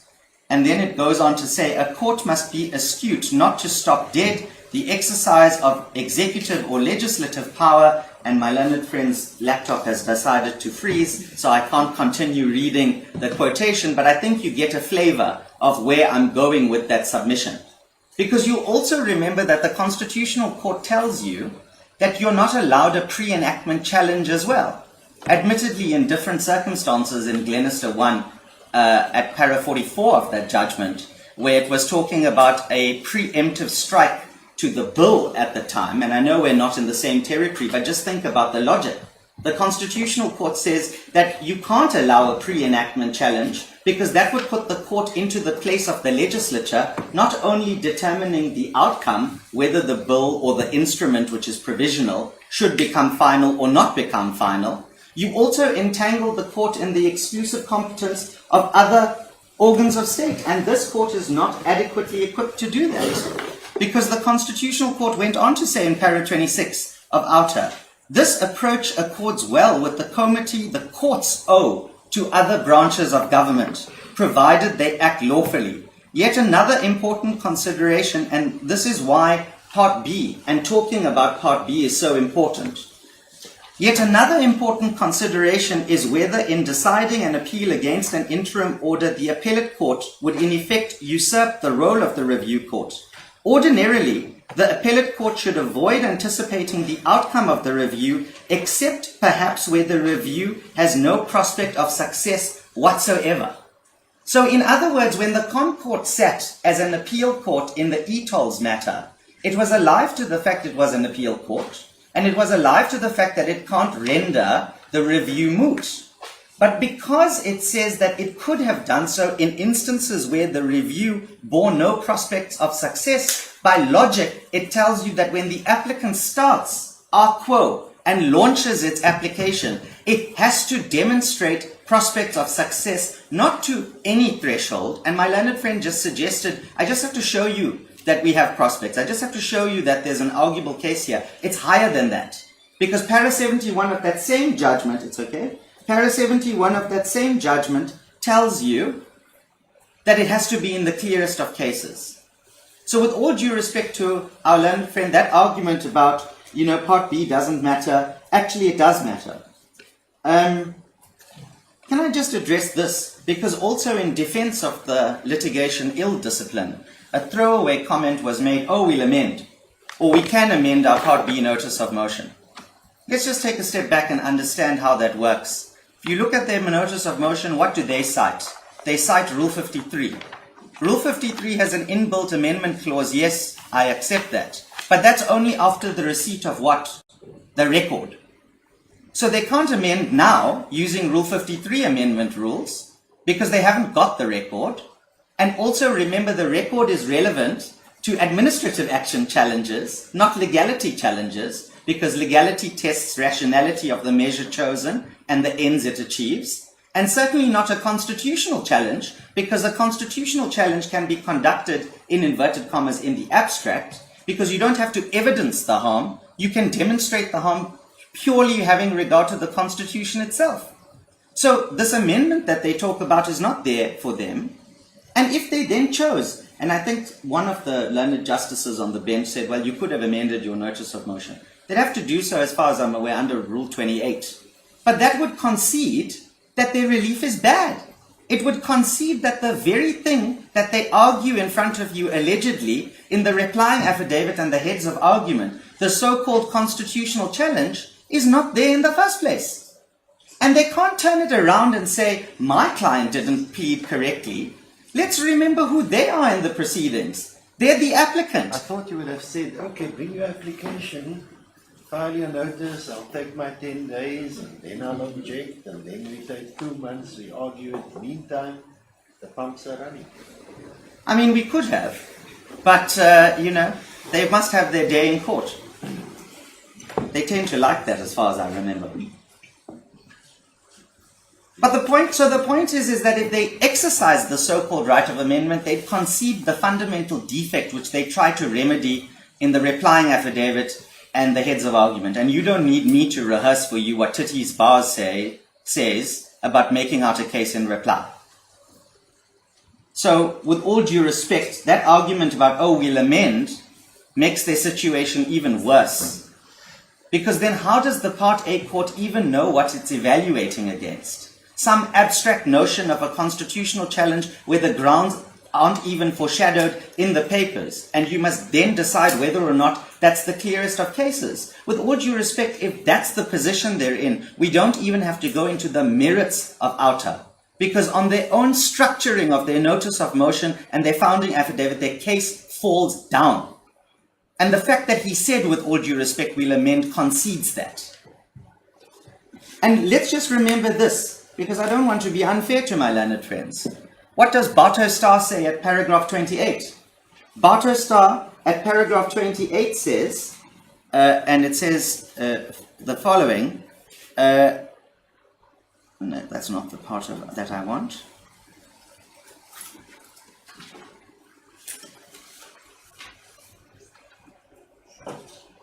If the court will bear with me. Yeah.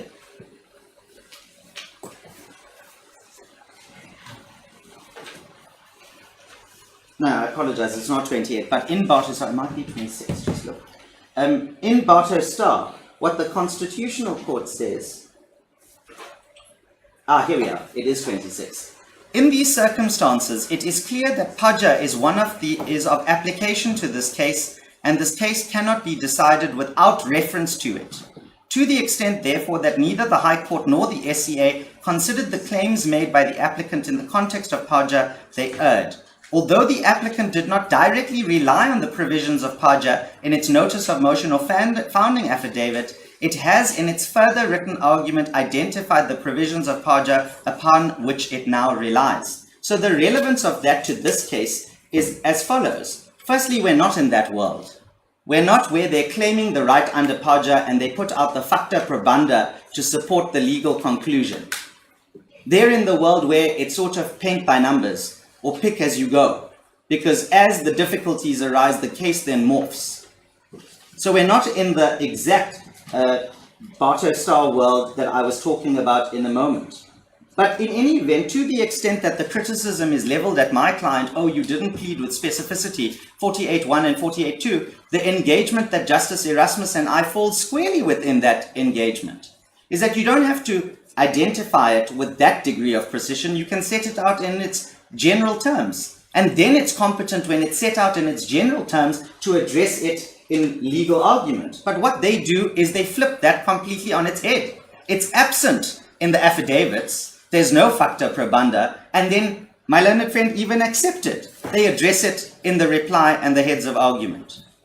And the reason that I know that this is an important case, and that there are important principles at stake, and in my learned friend's world, devastating harm that's going to unfold on the country.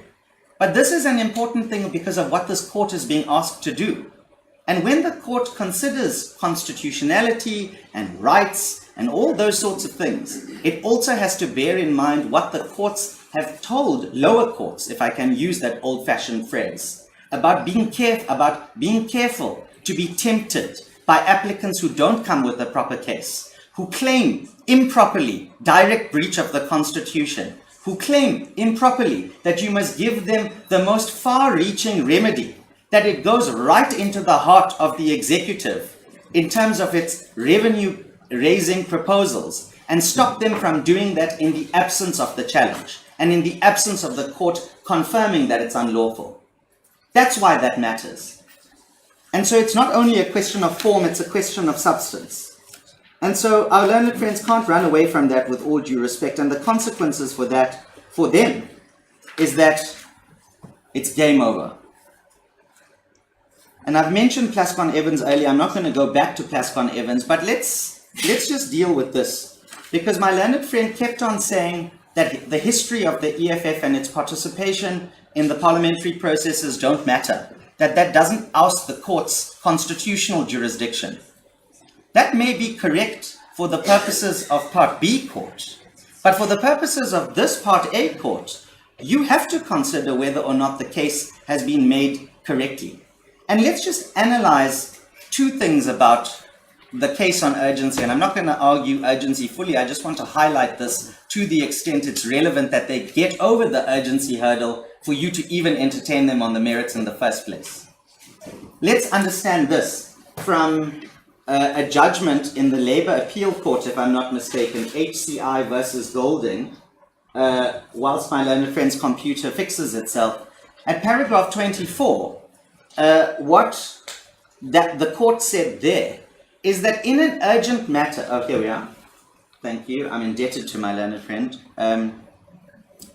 As Prest points out, a matter which is inherently urgent may be rendered not urgent and fall outside the provisions of the High Court rules where an applicant delays in bringing the application as one of urgency. A delay of 9 days may not appear to be lengthy, but given the deploringly slow pace at which the wheels of justice turn, but in circumstances where the applicant knew when the disciplinary hearing was to commence and yet gave the respondents less than 1 day before this application was heard to file its answering papers, having taken 9 days to draft its own lengthy founding papers. I agree with Mr. Pretorius that urgency is self-created. We're not exactly on those facts, but we're almost exactly on those facts. And so the court must be very slow to let my learned friends get over the urgency hurdle, considering the relief that they seek on the merits. And in fact, it might actually be kinder to them to strike them for urgency and not go into the merits, because if you go into the merits, you're going to have to give a judgment, and you might say something which forecloses on a future cause of action of theirs. Absolutely. But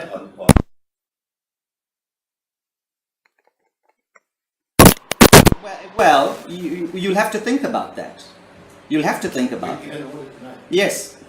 And the appealability of that order is something that will unfold. Because if we don't, What's going to happen at the pumps? Sure. I accept. And that's the difficulty that I traversed with Mr. Kasimoto. It's not always fair to the court that we have to deal with matters on this basis. But I realized the letters went off on the 26th. Between the 26th and today, and a lot of things happened. But we deal with it. All I'm saying, and of course urgency is discretionary, all I'm saying is considering the relief that they seek, just be careful. Because remember what operates alongside urgency and delay, Anna, please. What operates alongside urgency and delay is the ongoing harm principle that comes from Minister of Barnett versus Minister of Land Affairs in the Supreme Court of Appeal. Because what Barnett says to you is that where the wrong is ongoing, and in their world the wrong is ongoing, the consequences of the minister's decision have all these knock-on effects, and if the petrol is not stopped at the pump today, that financial harm which will continue, that's the ongoing harm in their world. What Barnett says is that in that situation, you are entitled to approach the court at any stage in order to try and vindicate your relief. So the point is that the delay is relevant for the urgency, obviously, but they mustn't act, with all due respect, as if they don't have a remedy in future, because they do have a remedy in future. They can come back on similar facts and seek similar relief. But they're not entitled to that here. If I may move on. I want to spend a little bit of time with the debate that happened with my learned friend on the difference between a regulatory charge versus a tax.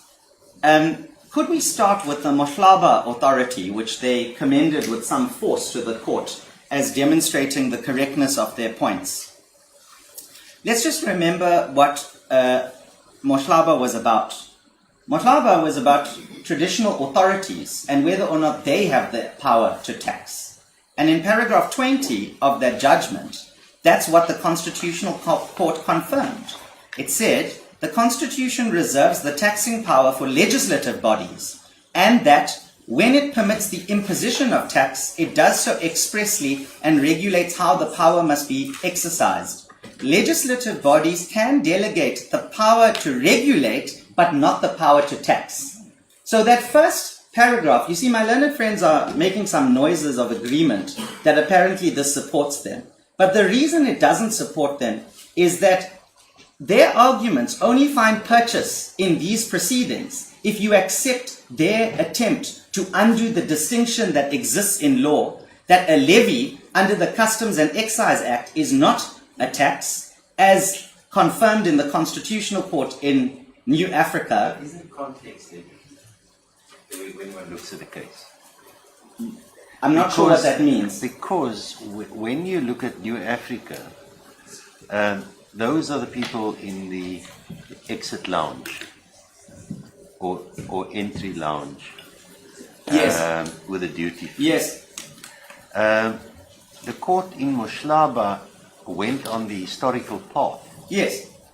of the charges being levied against individuals in the rural areas. Yes. Including that you need a proof of address to get your social security. Yes. You need to pay. Yes.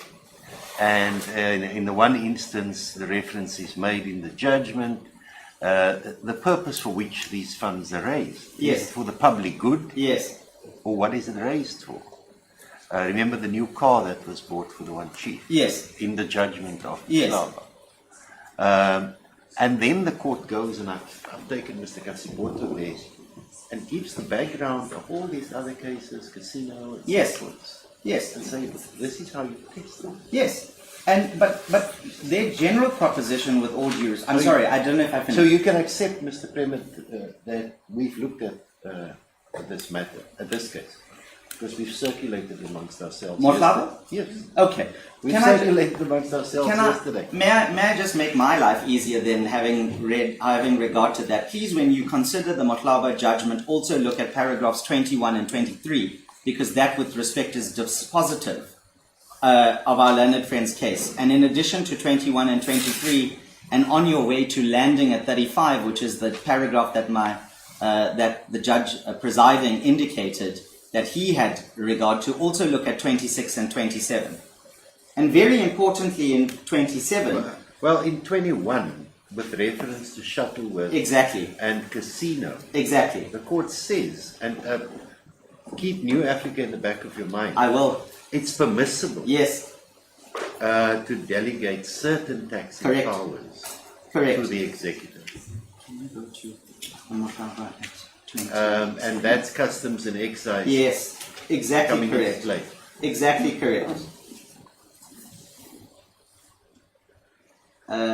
And 27 is where they start that analysis. So I'm with you, because what I say is that in Moshlaba there was a general taxing power under section 25 of that instrument, which gave the premier in those circumstances a power to tax, and then the tribal authorities and whether or not they could do so as well. But that was a tax in its proper sense. Whereas what they do in those paragraphs, particularly the citation of Shuttleworth, is that they accept that there's a distinction in our law between taxes and regulatory charges. And what you'll remember from Shuttleworth, which is also endorsed by the Constitutional Court in New Africa, is that regulatory charges bring in money so they might raise revenue. But that doesn't make it a tax. And just because a tax also raises revenue, the two are not the same thing. And so when we look at things like history and context and all of those kinds of considerations, the court will consider the fact that this act has been in place since 1964. And that the architecture of the act, even though subject to some amendment over time, has not fundamentally been changed or taken out some of those customs powers on the basis that they're taxing powers. In fact, the most direct case that we've had with that recently is New Africa. And New Africa, the Concord endorses by, I think, a split of 9-2. This architecture, which I'm saying to the court, demonstrates that what the Minister of Finance does is not a tax and doesn't have to go through the Section 77 process and so on. May I, whilst I'm on my learned friends' authorities, because when I apologize. I said to you that one has to look at the context, because you will recall that in Shuttleworth, the court explains why one steer away from a precise definition. Exactly. And that takes us back to page 7 of the minister's speech. Yes. Him using the word tax twice, but in the context of a tax measure Yes. and a framework. Yes. I'm going to address that shortly, because our learned friends, with all due respect, don't read the Money Bills Act correctly, and I'm going to show you why. And what the minister says in his budget speech actually fits perfectly with what the Money Bills Act provides. And it's not, as they say, that all of the things that are spoken about in the budget and then in the money bill itself has to be a tax, and I accept that. And I'm going to come there if I may. But before I go there, I just want to commend a few more paragraphs in the Casino Association judgment to the court, because our learned friend again put significant emphasis on this judgment. Can I just remind the court of two things? The first one is that in paragraphs 4 and 5 of that judgment, you will see what the regulation under challenge purported to do. And the regulation under challenge purported to set taxable revenue at certain amounts, and then as an automatic tax would apply to that subpopulation in terms of what they would have to pay under that particular regime. But at paragraph 14 of that judgment, and you'll remember that in this particular case, the Constitutional Court confirmed the High Court's finding of invalidity. It set out there in paragraph 14 the essential rationale that the NEC may not introduce a provincial tax. So the Casino Association case, with all due respect, doesn't get anywhere near our learned friends' facts that they have to confront here, because here we're dealing with a national power that's explicitly catered for in an act that competently, because of New Africa, delegates that power to the minister. So the attempt to read some other instrument and a judgment about some other instrument to give meaning to the Customs Act is quite frankly not sustainable when you have the most direct judgment in New Africa telling you the exact opposite. So let's then go to the argument proper about Section 77 and money bills, and then the Money Bills Act and what needs to happen and not happen. If you'll give me a moment.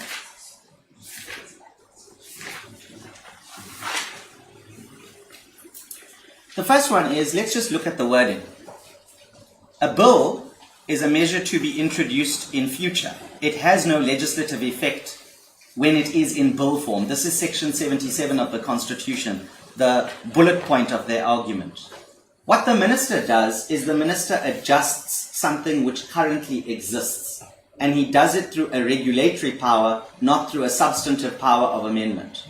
So the attempt to latch onto Section 77 and force all regulatory powers that have a revenue impact into Section 77 doesn't get out of the starting blocks because the wording of the Constitution is against them.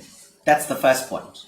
And I'm not going to rehearse all of those other arguments about subsidiarity and frontal and all of that. You know what I say about that. Just look at what is their lodestar. Their lodestar is Section 77. But Section 77, with all due respect, is dead against them.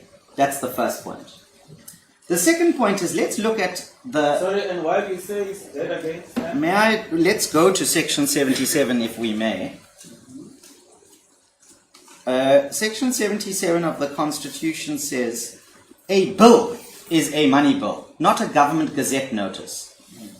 So that's the preamble to Section 77 sub 1. I don't know if I have to go any further. I think the difference between you and them is that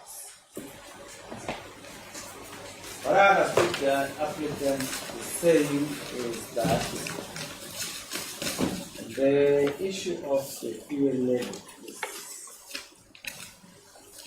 is the one that cannot be delegated because it amounts to imposition of tax.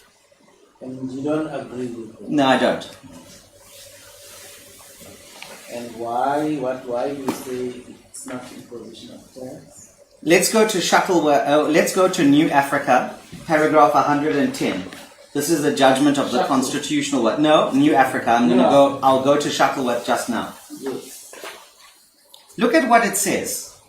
It says, when one gleans from the long title, what one gleans from the long title is that the Customs Act mandate is to, inter alia, control the importation and use of certain goods. Now just stop there. That's the analysis of the preamble. What do we have in Section 48.1 and Section 48.2? 48.1, they tell us helpfully, applies to imports. Justice Mayosi raised the fact that 48.2 deals with domestic.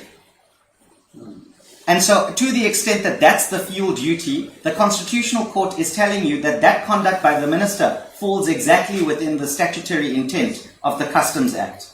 Let's read on. In this matter, the minister highlighted that the primary reason for the amendments was to curb abuse by diplomats. This in turn informs us that the charge is in fact regulatory in nature. And then it goes on to conclude that it does not violate Section 77 of the Constitution. So we say we're in that territory. But let's look at that even more, having regard to paragraph 105 of that same judgment in New Africa. But I think the argument then that the difference between the imposition of fuel levy and those charges in New Africa was that those were regulatory which are permissible. But here, because the levy is of general application. No, with all due respect, it's not a general application, and that's the distinction with the tax. Income tax, or VAT, applies unilaterally the moment you engage virtually anywhere in the world outside. Here, you have to have a car, or a vehicle, and you have to go to the petrol pump, and you have to consume the petrol. If your harm is indirect because that cost is passed on by retailers or passed on by logistics companies or transporters or whatever the case might be, that may all be well and good, but that's not an argument against the minister's power still being a regulatory charge in the way that New Africa describes. As I understand, in New Africa it was set to a regulatory charge because it had something to do with curbing abuse. Yes, in but relation that to diplomats. But here, what is it regulating? How do you call it regulating? Let's just read paragraph 105 together of New Africa, and I'm reading on the paginated page 47, 4 lines from the bottom. In determining whether a charge is a tax, one has to find the dominant purpose of the legislation. Now remember what the Customs Act tells you, what the dominant purpose of the legislation is. It's to regulate prices of certain goods, right? And then it says, this was set out by this court in Shuttleworth. Moseneke held that the use of the word fees, tariffs, levies, duties, charges, or surcharges are not determinative of whether the statute in question imposes a regulatory charge or a tax. It was held that the seminal test is whether the primary or dominant purpose of a statute, And in this instance, the customs. There you go. Yeah, absolutely. If the Constitutional Court in another matter says the dominant purpose of the customs Correct. excise duty is to regulate, that's it. what goes. And if their argument is that the exercise here is for some ulterior purpose, they must make that case. They don't mention ulterior purpose anywhere in their founding affidavit.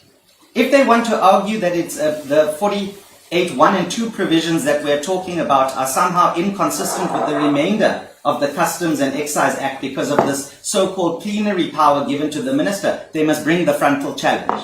So, it's fine for them to put the hypothetical propositions about, in general, this levy is against everybody and it's bad and people are going to pay more. That's not how you look at it. Absolutely not. Look at the empowering statute. Absolutely. What is it Absolutely. Oh. And look at what the court went on to say there.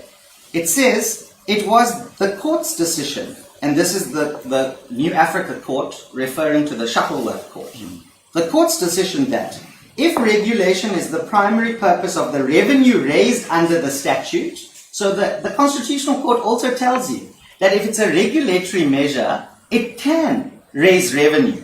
And it goes on to say it would be considered a fee or a charge rather than a tax. So they can't hook all their submissions on the fact that just because the fuel levy increase is going to be increased and it raises revenue for the government in terms of the budget, that makes it a tax. The Constitutional Court told you that kind of thing is entirely permissible. The opposite is also true.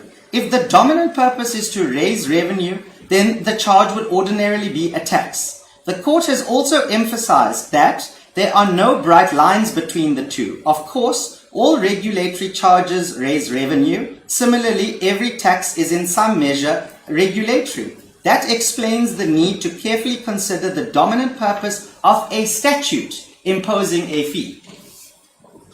And lastly, at paragraph 109 of that judgment,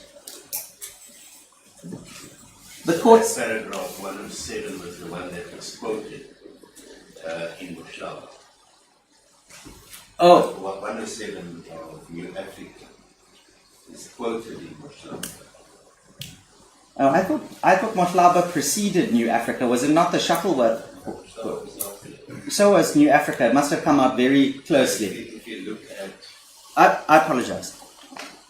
It doesn't matter, with all due respect, Justice Erasmus. The point is that this attack is rebutted by the Constitutional Court itself. it's quoted Do we need to find it? No, okay. I'm just May I- saying to you I'm indebted. that it found its way. I'm indebted. I mean, not to criticize my learned friends, my heads were just as late, I think, as theirs were, but I was trying to bone up on Mohlala very quickly this morning, so I haven't considered it very carefully. It's quoted in paragraph 27. I'm indebted. 107 found its way as a quote in paragraph 27 of Mohlala. Yes. Well, I'm indebted. And lastly, in 109, now, because remember, Justice Nuku, this is still relevant to the question you asked me about how do you determine all of these things. This is what the Constitutional Court says about the very statute they complain about. In its long title, the Customs Act states to provide for levying of customs and excise duties and a surcharge, for a fuel levy, for a road accident fund levy, for an air passenger tax, an environmental levy, and a health promotion levy, the prohibition and control of importation, export, manufacture, or use of certain goods, and for matters incidental thereto. So the very Act tells you that the architecture that they complain about is the thing that the Act permits. And just let's take a step back, because my learned friend said, old statutes are set aside and old statutes are found to be unconstitutional. That's fair. But let's look at what Parliament itself has done as an expression of legislative intent. In the last 10 years, when the EFF was in Parliament, Parliament didn't want to amend the Act to take away these 48 powers. Parliament didn't want to rescind the Act to take away these 48 powers. Parliament tells you we're quite comfortable with the Minister exercising this because the Act creates the kind of fiscal regime where expertise is needed and where efficiency is needed. And this was quoted in New Africa. It was also dealt with in Shuttleworth. And that's why the Minister of Finance is appropriate to be that person who makes those decisions. And whilst we're talking about Shuttleworth, let's go there together. My learned junior will find it for us.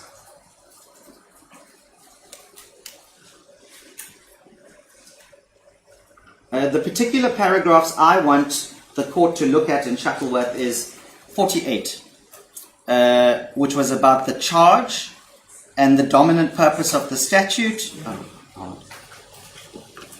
must give him your laptop distance because now. Yeah, and it's also an Apple product, which I'm not particularly partial to, but that being the case. So 48 is dominant purpose. Scroll on to 53. And then look at what the court says in the Shuttleworth context, but think about how it applies here. Because at paragraph 53, what the court does is it does the historical analysis, Justice Erasmus.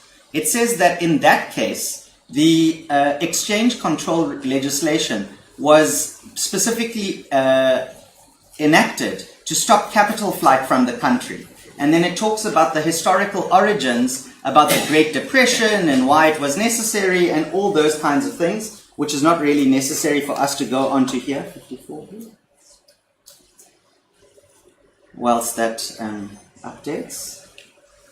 Well, I think you get my point. There's a coherence between Shuttleworth and a coherence between New Africa, and we're not in that world. So when you look at Shuttleworth, in addition to 48 and 53, look at 54 and 57, because that's the full answer to the EFF's case here. So that's on the substance. Let's just talk about the procedure, if we may. Oh, my learned friend has it now.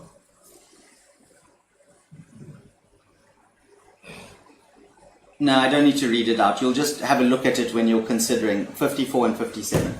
But let's go now to the Money Bills Act, because our learned friends also place a lot of emphasis on the Money Bills Act and how that relates to the fiscal framework and the minister's obligations and when he must engage the parliamentary process and all these kinds of things. Let's do some basic statutory interpretation and start with Section 7, Sub 2, Para D. Or maybe let's read the preamble. The Minister must table the National Annual Budget in the National Assembly as set out in Section 27 of the Public Finance Management Act at the same time as the Division of Revenue Bill and the Appropriation Bill. And then you go to 2 and it says, in addition to the information stipulated in Section 27, the documentation tabled by the Minister with the National Annual Budget must include, and then go down to sub D, tax and other revenue proposals, including the contribution of the different revenue categories to national revenue for the next 3 financial years. So in other words, this act, which they placed a lot of emphasis on, actually is undermined by the wording of the statute itself, because it says to you that there are other forms of proposals that take the form of other revenue proposals that also have a contribution to different revenue categories to national revenue for the next 3 years. So this objection that our learned friends have, that this is, a secret tax, and because it plays the function of a tax in the sense that it increases revenue, it must be a tax, is undermined by the very act upon which they say that Section 48 is in conflict with. It doesn't help them. And what makes it worse? Let's go to Section 8.6 of that same act. Section 8.6, talking about the minister's report and the information and the amendment, indeed, that the Parliament can engage in. It says, if the report includes amendments to the fiscal framework or revenue proposals.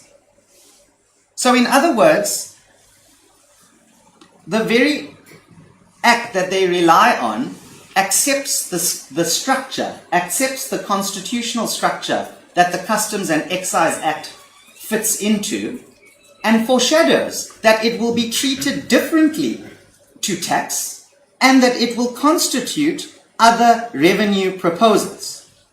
So to the extent they say that this whole thing is an exercise that is outside Section 77 and it's in breach of this act, they're wrong, because that very architecture creates an exception from a traditional money bill, which is about tax, as opposed to other revenue proposals, which is where we are and what the Constitutional Court has told us about in New Africa and Shuttleworth.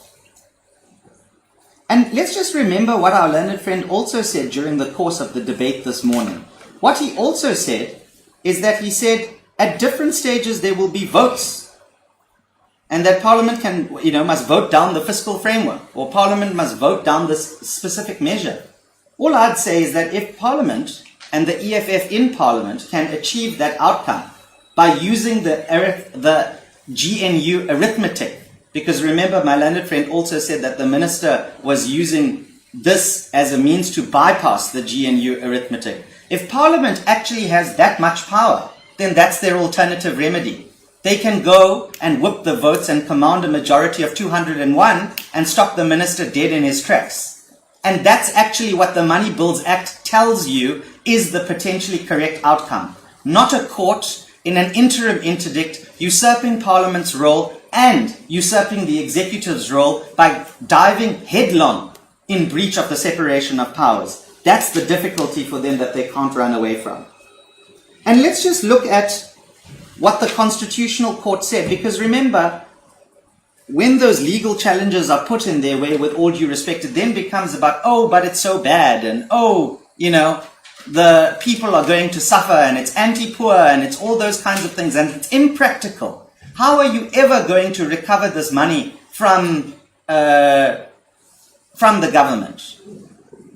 Firstly, that's no basis of a cause of action. But secondly, if my learned friend's computer fixes itself, the answer is given in paragraph 54 of outer. Because what the Constitutional Court said there, in the context of e-tolls, and you'll remember the argument made by outer in the e-tolls matter is that this financial harm is going to be so terrible, you're never going to be able to recover your money, it might take forever to be able to do so. The Constitutional Court said this: the court rejected as not persuasive enough the submission that should the review be successful, SANRAL will be obliged to refund the millions of agreed... reading from the case. Yes, outer. From the summary. I know I'm reading from the case, outer. But that's reference to another case. No, I think it's talking about the lower court. When it's referencing court here, it's talking about the Prinsloo High Court, not another court or another case. Because remember, they were sitting as the appeal court in the direct appeal there. So the court, and now just listen, it's, with all due respect, it's the court rejected as not persuasive enough the submission that should the review be successful, SANRAL will be obliged to refund the millions of aggrieved motorists the toll charges. So let's just adopt that to our situation. You can read it as saying this court should reject as not being persuasive enough the submission that if the review is successful, that's their review, the minister or the National Treasury or the DMRE or SARS or whomever will in law be obliged to refund those people. And practicality is not enough, because Justice Mosaneki, on behalf of the majority, said it is questionable why the harm motorists are likely to face is irreparable. Should the decision to impose toll on the roads be set aside by a court, I know no reason why affected motorists would not have an enrichment claim to recover toll so paid to SANRAL, or why the National Executive Government or SANRAL would validly resist repaying the toll charges. So in a practically difficult situation where financial harm was going to be done and there was a question about refunds, the Constitutional Court said that's not the job of this court sitting as the interdict court. That's not enough of a cognizable harm. They've got remedies available to them. Let them go and do that. And I'm sure there would be many lawyers who practice in the area of class actions who would be licking their lips at the prospect of being able to sue the court on an unjust enrichment claim for an unlawfully imposed fuel duty. But the Constitutional Court said that for your purposes, with all due respect, as the interdict court, it's not your concern and you shouldn't be so bothered by that.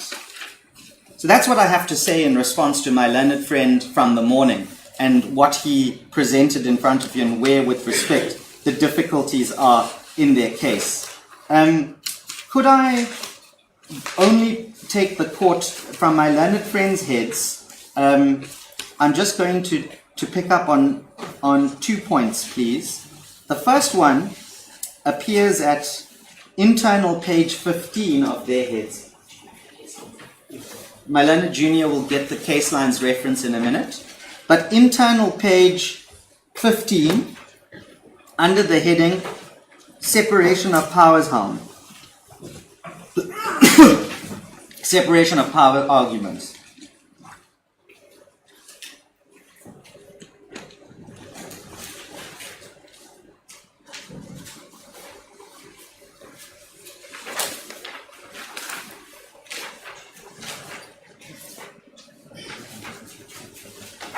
The case line's reference is 054-41.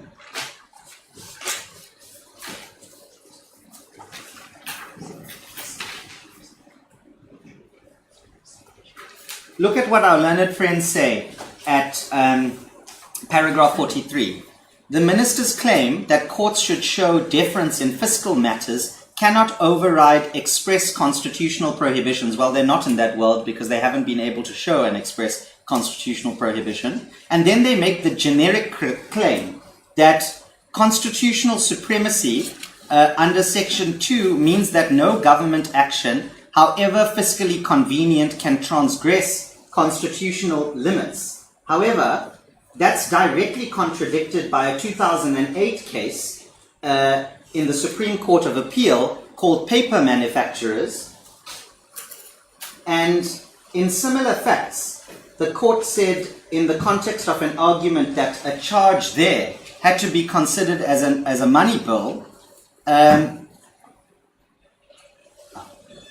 the court said there, in direct response, that that's not correct. In fact, the court said that in matters like these, where it requires some degree of fiscal expertise, and I'm just going to try the paragraph if you'll bear with me.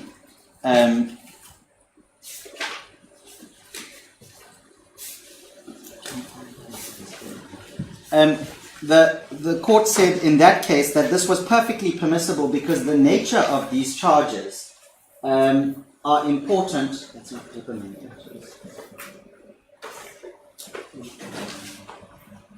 My learned junior will look for the reference. I'll come back to it if I can. So I just want to say that that broad argument is not correct because paper manufacturers is the answer, coupled with the other arguments that arise from Shuttleworth, which came after paper manufacturers, and in respect of New Africa, which came out most recently from the Constitutional Court. Can we just also go to internal page 22 of their heads of argument, so that's 7 pages on. In the middle of the page, it says prospects of success in part B. And where it says prospects of success in part B, they start addressing all these constitutional arguments. And all I want to just point out to the court is that they do so with some degree of fluency, and they do so with some degree of rigor. But the stark thing about that is that fluency and rigor was missing in the founding affidavit. And it's quite frankly not good enough for our learned friends to just turn around and say, well, we didn't know the case to make, but in response to your answering affidavit, then we did know the case to make. And I just want to point out there that that illustrates they could have run all of these arguments and they didn't. Justice Erasmus presiding, we've obviously submitted heads of argument, but the way in which I've structured my submissions this morning, or this afternoon now, I think, I'm not going to go back to those heads. I think I've integrated all of that argument. I was going to say, unless there are any questions, I'm happy to take any questions. I just have one or two questions dealing with context. Yes. Indicated earlier on, my understanding was reading the founding papers. Yes. What occurred here was that I think it was Friday when the founding papers became available. Okay. And then there was a lull. Yes. So all we had was the notice of motion, Yes. the founding affidavit, and the annexures there. Yes. So one had to try and understand what the case is about. Yes. If you don't have an answering affidavit, you don't have replying. Yes. But my reading, then the minister's budget speech was important. Yes. To understand, the purpose of the fuel levy being increased, Yes. and the context within which it is done. Yes. So remember, he starts off with a VAT debacle. On page 6, he deals with the VAT debacle, bottom of the page, and then says it's a difficult environment, and actions need to be taken to increase revenue. Yes. For a specific purpose, and that was to protect and bolster frontline services, Yes. while expanding infrastructure investment, Yes. and driving economic activity. Now let me start there. Under that section now, could Yes. it be a tax, or could an interest be drawn in means of tax? No. And the reason it can't be is because even if the minister uses language which may suggest that. Because It's not. by then he hasn't used the word tax yet. Yes, but the point I'm making is that it's the source of the minister's powers that constrain what he can or cannot do. And if here what the minister does is ultimately then sign RA1, which is under the Customs and Excise Act, then he's exercising what we would say is a lawful power for a legitimate purpose. If, and if I can... Just pause there. Yes. The next line in his speech is important, or might be important, Yes. in understanding what's going on. Yes, yes. Because he then says, to this end, and I'm quoting from his speech, Yes. this budget proposes an inflation-linked increase to the general fuel levy. Not one of the parties quoted that in the paper. Yes. Because I don't know if the speech is binding. No. But remember, context is everything. Yes, I agree. So what does this mean? It's an existing levy that was stagnant for a period of 3 years. And he says That's a policy choice, yes. We're doing an inflation-linked Yes, that's right. He does say that. And in his answering affidavit, he says it restores the real value of the levy. Now you've already answered, because that's a policy decision. Yes, absolutely. And by implementing the policy decision you've argued earlier, it takes an executive action. Correct. Which is then I just wanted to understand. which you can review then, legality under Motau in the Constitutional Court. But remember what the Constitutional Court says in Motau is that you don't even go into the reasonableness grounds, you only limit yourself to rationality. And the test for rationality is, does the means meet a legitimate outcome? And so... And then, of course, the general proposition, as we discussed earlier. Yes, absolutely. Don't look at the label. Yes. Look at the context. Yes, absolutely. And can I just say one last thing on this particular point, though? And I said that it was paper manufacturers earlier. It's not paper manufacturers. It's actually Shuttleworth at paragraph 126. And this is talking about policy decisions, because you'll know from the reasonableness case, you'll know from that old Bartow Starr case at paragraph 48, where Justice O'Regan is quoting Justice Scott's JA as he was in the Supreme Court of Appeal. And she effectively says that, courts must be careful to substitute their thinking with the thinking of the actual experts, and that they must be slow in those situations, except, and as the Constitutional Court foreshadows in Outer, in clear instances where it would be unreasonable or would be irrational. If we refer us to that paragraph. Yes. Yes, absolutely I have, because that's the deference clause. That's where that's a strong proposition of why courts should show deference in these types of cases. And I'm indebted to Justice Erasmus. And in Shuttleworth, at paragraph 126, in the context of, because the court in Shuttleworth was also considering regulatory charges and, is it a tax or not a tax, and if the minister has this regulatory power, is it good or bad or whatever, and I'll conclude on this point. When they were quoting Darwood, and remember Darwood is the classic vagueness challenge type of case. When quoting Darwood, they said the following. They said, a further situation may arise where the decision maker is possessed of expertise relevant to the decisions to be made. And when you read that side by side with Bartow Starr, we add that into the pot as a separate reason under the rubric of the separation of powers as to why this court should be very slow to enter into that terrain. So it was paragraph 126 quoting Darwood, which you read side by side with an understanding of deference from Bartow Starr. And that tells you that you should be very careful to go near these types of things, particularly when you're sitting as an urgent court. May I take an instruction?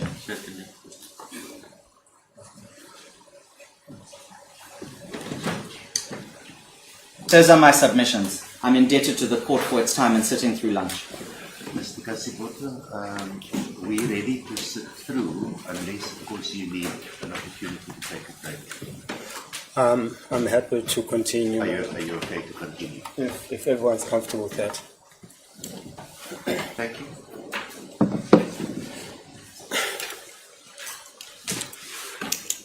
been a long day. And I know that council would have. I'm desperately trying to not lose this matter on a simple issue of my point didn't come across. It turns out it's more contentious than I thought it would be. The EFF's submissions are simple ones. The question before this court is an interim relief that is being sought. That is all the court must answer. It must answer whether there are prima facie rights. The EFF lists those rights in its affidavit. There doesn't seem to be any serious challenge to those prima facie rights, even if open to some doubt. It is therefore enough for me to simply submit that the populace will be unlawfully charged a petrol levy. It is enough for me to say there is a general public whose representatives are acting unlawfully, and as a result there is a pecuniary loss. A prima facie right, even if open to some doubt. I don't think there was a serious challenge to that assertion. If anything, at page 001-36, the minister himself says,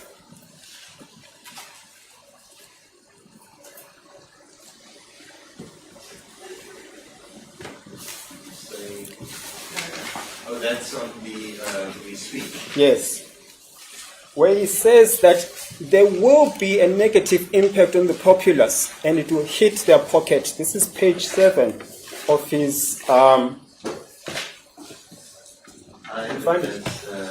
where it says access to safe, reliable and affordable commuter services is critical for local earners who spend more than 50% of their income on transport. 50% of their income on transport. The minister tells you that is what at stake here. The second question this court has to answer is whether there will be appreciable harm if the minister's decision is not suspended. What the minister is talking about there will happen as of 1 second past midnight tonight. There can't be a serious dispute around that.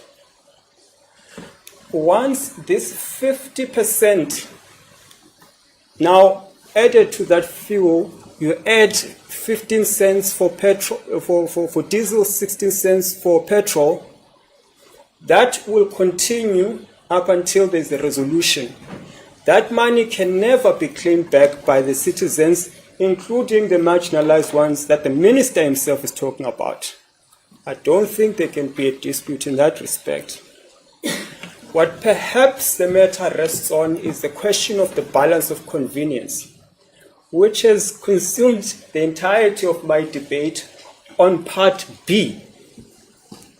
The relevance of the entire Part B debate speaks to just that one aspect of what the court actually has to decide. And in so deciding, I must not satisfy this court that the EFF will win at Part B. All you have to ask is there this peril? Is it impending? Is it reversible? And if the answers are in favor of the EFF in that analysis, well, what do we counterweigh that with in favor of the minister, the balancing exercise?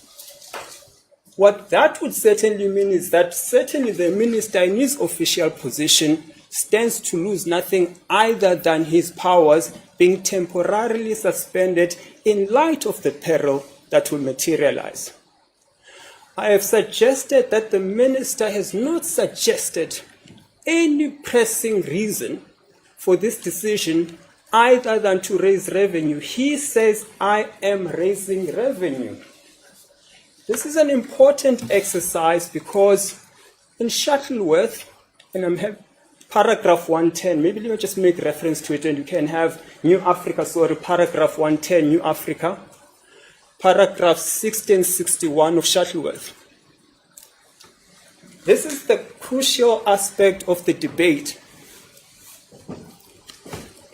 And it seems to me quite apparent, frankly. What those courts say, you can increase levy as a minister, which was my response to Justice Nuku, provided you are regulating behavior. Correct?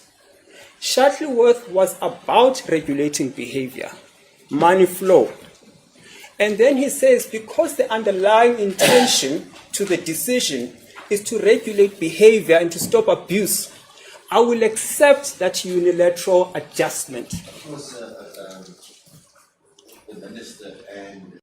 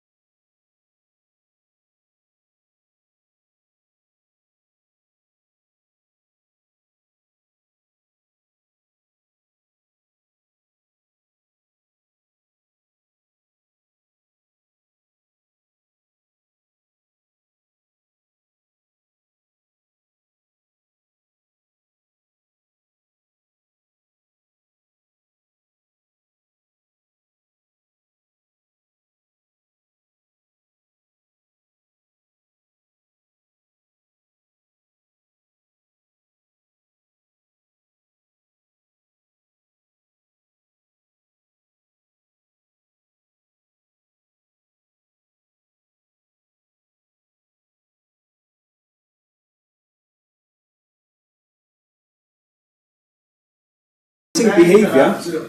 I understood the submission to be that in order to determine whether a charge will be regarded as a levy or a tax, you have to have regard to the dominant purpose of the statute.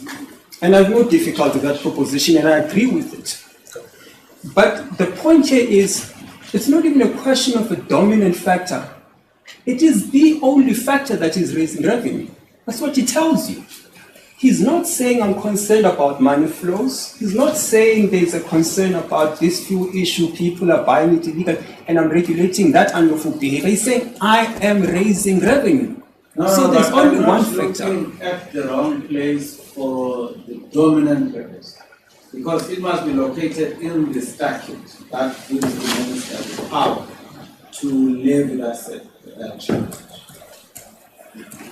Is my understanding correct? I read it slightly differently, Justice Lugo. How I understand it, and certainly how the courts have undertaken that exercise, is to ask themselves, what is the decision maker saying is his decision? What does it say is the reason for that decision? And what impact does that decision have? Does it have an end result of raising revenue, being the dominant factor? Or is it more concerned with what they're concerned about in Shuttleworth, which is money flows? Give us those authorities so that we can read them and compare them to the ones that Mr. Permit referred to. Perhaps let me give you this flavor then, Justice Nuku. Sorry, I didn't want to read to court. So those references are of course dealing with this, but I'll read you 110. Okay? This is New Africa. Paragraph 110.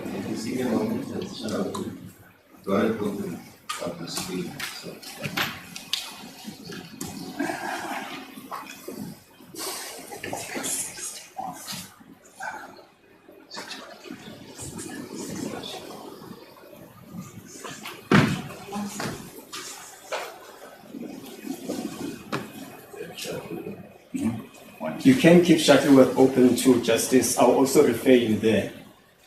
But I'll start with New Africa.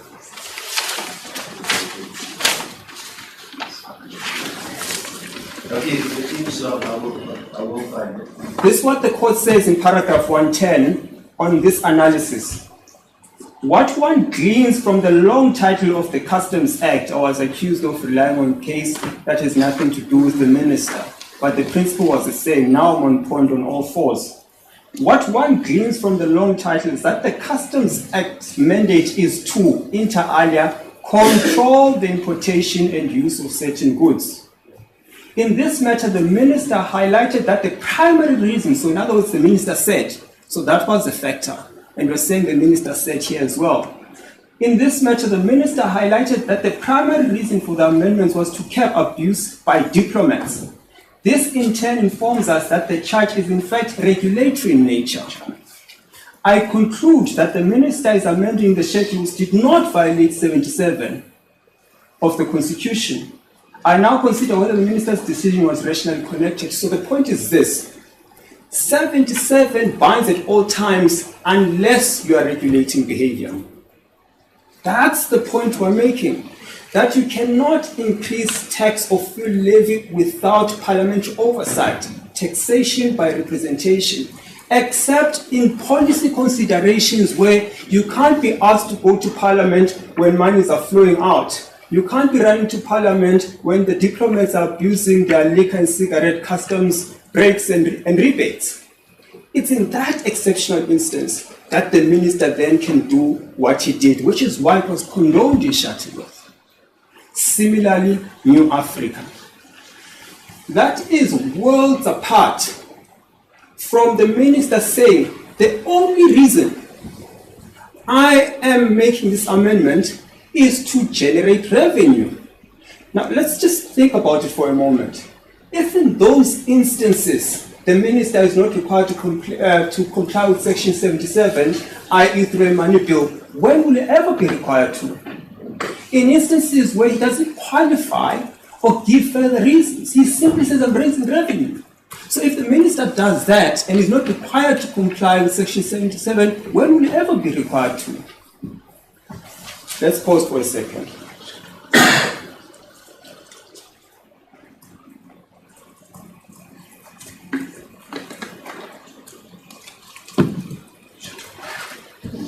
This is Shuttleworth, paragraph 60.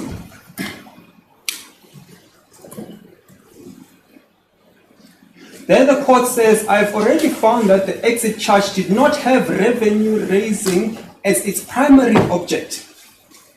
In other words, this is the instance then will permit the minister to act as it does. It was directed at capping or discouraging export of capital. I am not persuaded by the submission that the wider import would likely be preferred in the instance of the ordinary minimum calculated. And then it goes on. Section 94 of the Act is directing at allowing Parliament to scrutinize fiscal measures that are planned or designed to gather income for the fiscus. The court says specifically, if the design of the legislation is to collect fiscus, then there must be this parliamentary oversight. Distinguishable from a Shuttleworth case, whose primary function is not to increase fiscus, but to regulate behavior. That is just a simple point we're trying to put across. I don't have to convince this court that I'm good on submission. All I need to do in dealing with 25% aspect of what I actually need to do with this court, I then introduce Part B. And in fact, I would humbly submit we do a little more than raise a doubt about it. I think we've sufficiently made the point for purposes of Part A. Paragraph 61. It is true that during the subsistence, the tax charge generated revenue of approximately 2.9 billion. In my view, that garnering of income by treasury was incidental to the dominant object of regulating and discouraging capital flight. What that means is, once you accept that the amendment was informed by a policy decision to curb capital flight, if that was the underlying reason, which the minister does not tell us, and the judgment says we must have regard to it. So if that was the case and it was incidental that revenue was increased, then we permit that. Now, contrast that to what actually happened here. The minister says, for no reason other than to raise revenue, I am going to effect this amendment. So I've hopefully put that to bed. And the court does not have to get into a judgment of the merits and the demerits of those submissions. It's simply to ask, have I given you prima facie rights, even if open to some doubt? Have I shown you the damage? The minister has confirmed what the danger is, which was the EFF's own position, and was saying it's an irreversible damage. Counterbalance that with the minister's, he's a constitutional functionary. Much is made of outer and his powers. He's a constitutional functionary. So even if you limit his powers because the Constitution tells you must, then you must. It's also of no answer to say chances are the minister will fail in Parliament because now the EFF is playing GNU numbers. The fact of the matter is then that is the will of the people. That's the constitutional order. So even if this country runs into ruins worse than the fiscus, then that was the decision of the public, duly representing them in Parliament. And those are my submissions in relation to Part B. And I think I've covered the elements of the interim interdict. I'm not too sure if I'm leaving anything out. I'm really indebted to this court for the fan, for the indulgence, for giving me an ear. Costs. Costs are Normal, anything after the board meeting. no. Well, we're submitting firstly. Clearly, the EFF comes here representing wider interests. Section 38, we've pleaded that, and therefore, Biowatch must protect the EFF. In relation to the minister, we ask nothing more than costs, including those of two council, nothing punitive. As a conclusion. Our submissions are what they are.